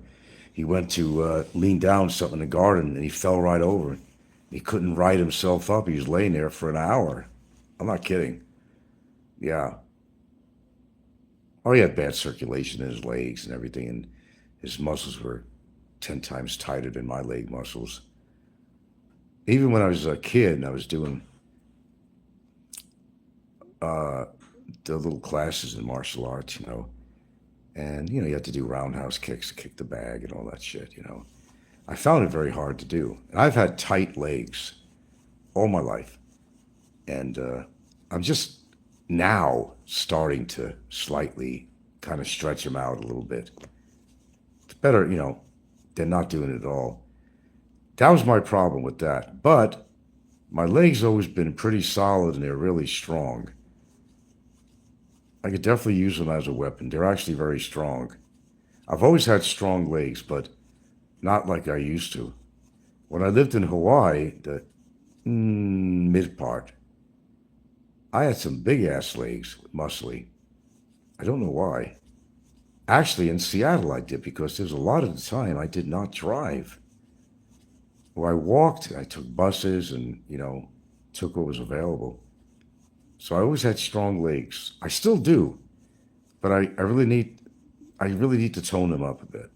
That's why I got to get on the exercise standing bike. That would help too. I don't want to turn this into a health show here, but we are talking about the rock of ages.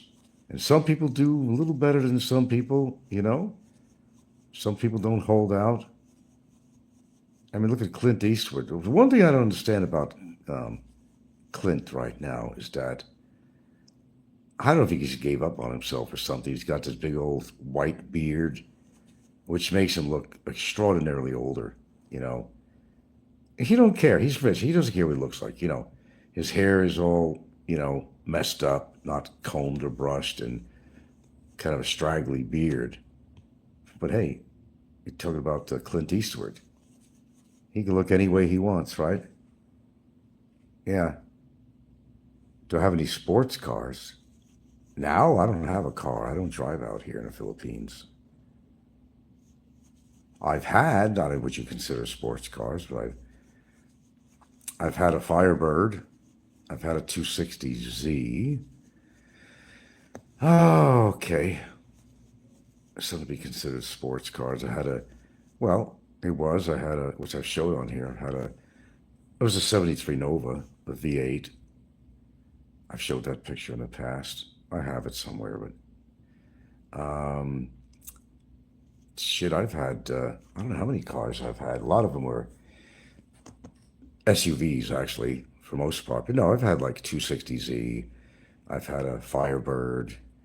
Um, I never had a Camaro. And I had an interest in Mustangs, but I just never really liked the standard Mustang uh, as it got in the late 60s or 70s. People were like, it was a big thing to have a 19, I don't know, 66 or whatever, 68 Mustang or something. I think a lot of people lost interest in that. Of course, you could be like Fazio. He owned what did he own? A GT 500 or something? Or he supposedly, I don't know. Yeah. Well, that's as close I came to sports cars, really. Yeah. The Firebird was a big mistake. That was a lemon. I don't really like cars with the long front end on there. I don't like a long front end. It's probably safer, but um, that much less than the wall you're going to hit. Compared to a front end that's a lot shorter. But I think the I think I've always liked the 260Z though. That was a cute car. Um, I used to drive a Miata. Well, actually, I used to rent one because I liked them. Some people think it was a real chick car. There's a lot of chicks used to like to drive those. But I thought that was one of the zippiest little cars that I ever rode in. I used to rent them from a local place in Seattle and for the weekends or something, and it was a convertible. I tell you what, those things were really zippy. They accelerated really well, and they were fun to drive. Yeah, Miata, of all things, really. Chickmobile, really. Fazio, God rest his soul. I have no comment about Fazio. He was not my favorite person. And he did some really shitty things to me and behind the scenes. So I won't even, you know, I'm not going to praise Fazio. I'm sorry. Just not going to happen. He's where he belongs as far as I'm concerned, probably in fucking hell. Other than that, that's my show. I just wanted to come on and finally talk about something a little different to break the ice because it's just getting too boring with this Barry shit going on, and his repetitious shows are just turning people away, and you know, watching him or listening to him going out of his monkey ass mind. I just can't stand listening to his voice anymore. I just really can't. But then when you do listen to him, it's like, oh, not again. Oh, not again. Oh, not again. Oh, not again. The same shit comes out of his mouth. It just gets a little bit ridiculous.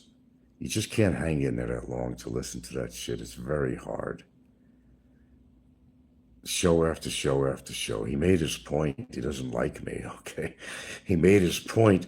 He doesn't like where he is. He made his point. How many times you got to make that point? We get it. I get it. But it makes him feel better. So, God bless him. God bless him. God bless you all.